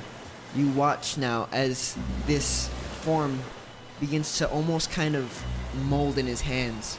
And where this hilt is, you can see that it's kind of flattened on the one side, but that this isn't the complete end of this weapon. As now grabbing at it, you see that he starts pulling further and further, and as he does, electricity continues to start to warp and shoot out from around him. And pulling back, Tell this me it's a form trident named sword. pulls all the way, and you can see now where this blue electricity starts sparking and crashing and hitting into the walls, almost like one of those little like plasma orbs you have as a child. And as the blue starts to overwhelm the senses, almost similar to the fire that you saw on the other side, you instead watch as those tendrils one by one begin to darken. Arlyn, And do you need medical attention? as you pull, in your hand, you can see the form of this metallic, almost blade, in the shape of a lightning bolt, with a blue vein carved throughout its center, that as you wield it, now at its base, standing almost like one blade coming down from under the dirt where it was, having now held the center portion of this with another blade facing forward. The blue from the vein of this lightning javelin instead begins to turn black, as now this electricity starts to go haywire, shooting off everywhere, and in a moment it just condenses. It's gonna flash away. And that's where we'll pick up next week. Oh, That was dope. my. That's so cool. That's the coolest thing ever. Goodness. Oh man, What? that thing is so dang cool. First magic weapon. Awesome. Yeah, I know. Is right? I We haven't think it touched this. is Very the fun. first magic weapon. I thought That's that was so dope. especially appropriate that you were like, Arlyn's the king, oh, I gotta go do that. I was like, okay, wow, that could have gone any which way, honestly. I would have been curious to see if one of you guys got it, and we're just like, oh, we can all. We're but both the storm he guys. just picked it up, and That's yeah, wow. That's dope. That's really cool. No, that's way better for you. that was pretty clearly just the Arlyn pick there. Then that was kind of cool. That was pretty Well sick. played, guys. Pretty sick. So, question: would man. they have gotten some sort of lightning damage if they touched it? No, they would have just gotten a javelin of lightning, and it'd have been blue. Sick. I no longer need my regular javelin. So yeah, congratulations Wow. on the new item, and Wow. congratulations, guys, on surviving that one despite the Yeah, odds hold up. overall. Surviving. I thought you were going to say can't congratulations on leveling up. Yeah, right. unfortunately. This is. I don't know if we were that. I'm surprised So we yeah, I was didn't gonna say level that's down not after quite that. how well you guys did. I don't know, leveling up here. Wow, dude. But you guys did get to dance around to Bastion for a whole session. outside of one. We need rest so bad. I'm permanently excited and terrified for everything you guys do, and I'm so curious to see where you guys are split. Like, all right, let's just leave. Let's go in. Let's push the door. It's not opening. Let's go back. Let's go to a different cave. Man. I can't believe I'm still alive. Okay. We just need somewhere to sleep. Oh, man. Yeah, we need to just sleep. I have to check back on all of the rulings, but I'm probably now going to release the full breadth of what it is to face death and then therefore fight death. Wow. Are we going to release that on Moonbeam or still keeping it kind of secret?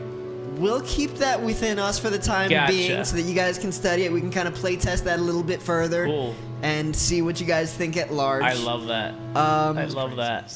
It is geared towards giving players one more chance, where I feel that D&D doesn't elongate that opportunity, where people can be unconscious for an extended period of time and not like clearly be making it out on the other side. Yeah. And so between draws and one side getting a nat 1 versus the other one getting a nat 20, I did warn the players about this last week. If you, as a player at my table, roll a nat 1 on a death save while I roll a nat 20, that is instant death. Period. Yeesh. So for all of the mercy rules there are ingrained in this unusual death save system, there are also some cruel setbacks.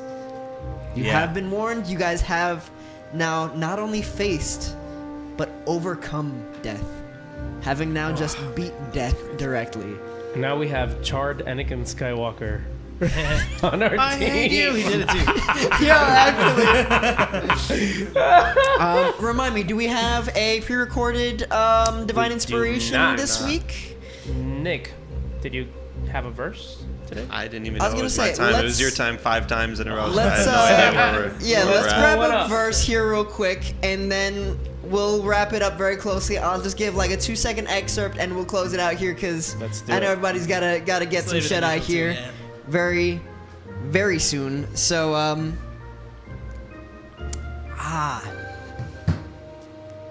oh man, you know there are a lot of verses in the Bible that actually talk about power and different beings throughout history.